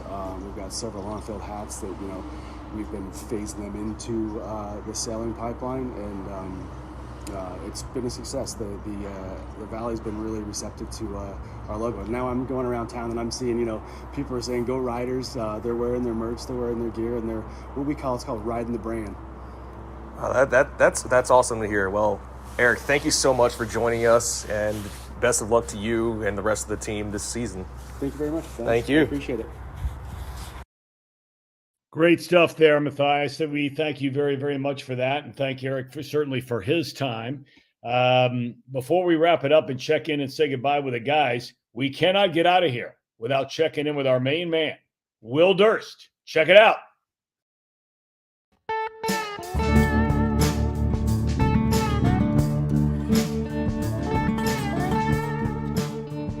Will Durst here for the Pioneer Baseball League Network Roundup, talking about the 4th of July, which in the baseball world is shortcut for many things.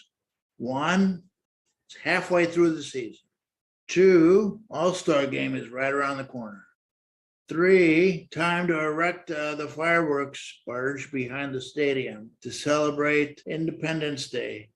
I love them fireworks. And that's one of the reasons why Independence Day is the loudest and longest of all American holidays.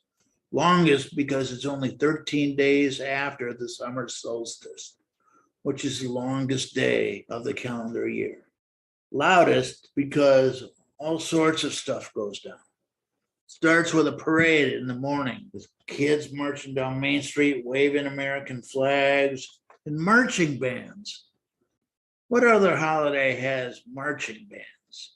And then you got fireworks and your dad screaming from trying to light the coals for the last time of the season. And it's the best smelling holiday, except for Thanksgiving and the turkey, because you got everybody trying to char pieces of flesh from large mammals. So have a good 4th of July. Watch them fireworks. I love them fireworks. And be careful what you handle, because in the Midwest, 4th of July, kind of a scary holiday. Let's drink beer all day and then handle explosives. A reason why 4th of July is the day that a lot of nicknames are christened, like Lefty and Patch. Happy birthday, America. But don't worry about it, because in the right light, you don't even look 239. Have a great Independence Day, everybody, and happy baseball.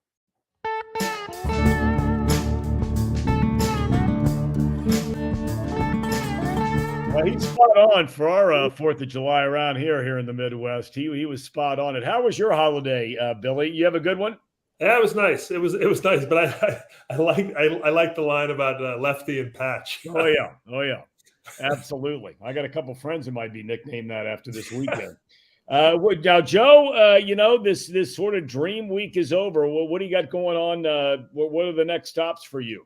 Well, first and foremost, the game just started here, so I'm going to go into a suite and watch the game and let the skipper know I'm ready if necessary. Of course, you're And going then, into a suite. Of course.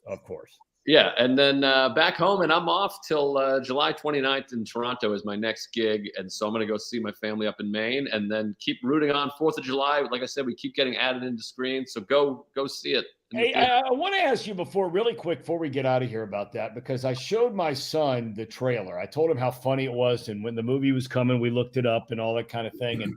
And he said to me, and I meant to ask you, what was your family's reaction to that movie?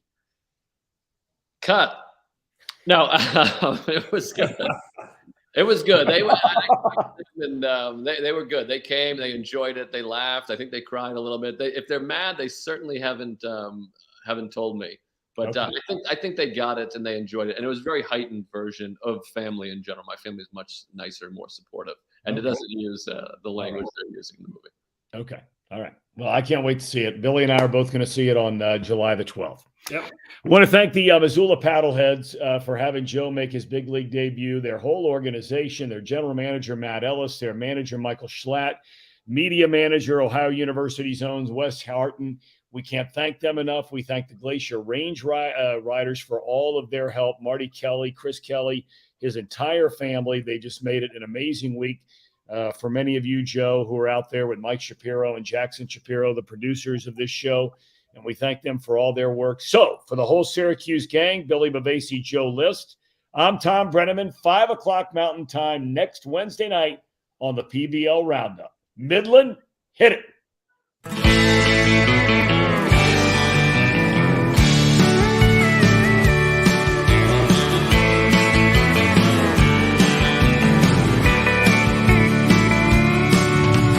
Darling, I still hear your name through the windshield wipers and the driving rain. I'll be crossing the Rocky Mountains in the morning, and it's one too many lonely nights when the highway comes to be a way of life. Seems like about the time I'm getting there, I'm going.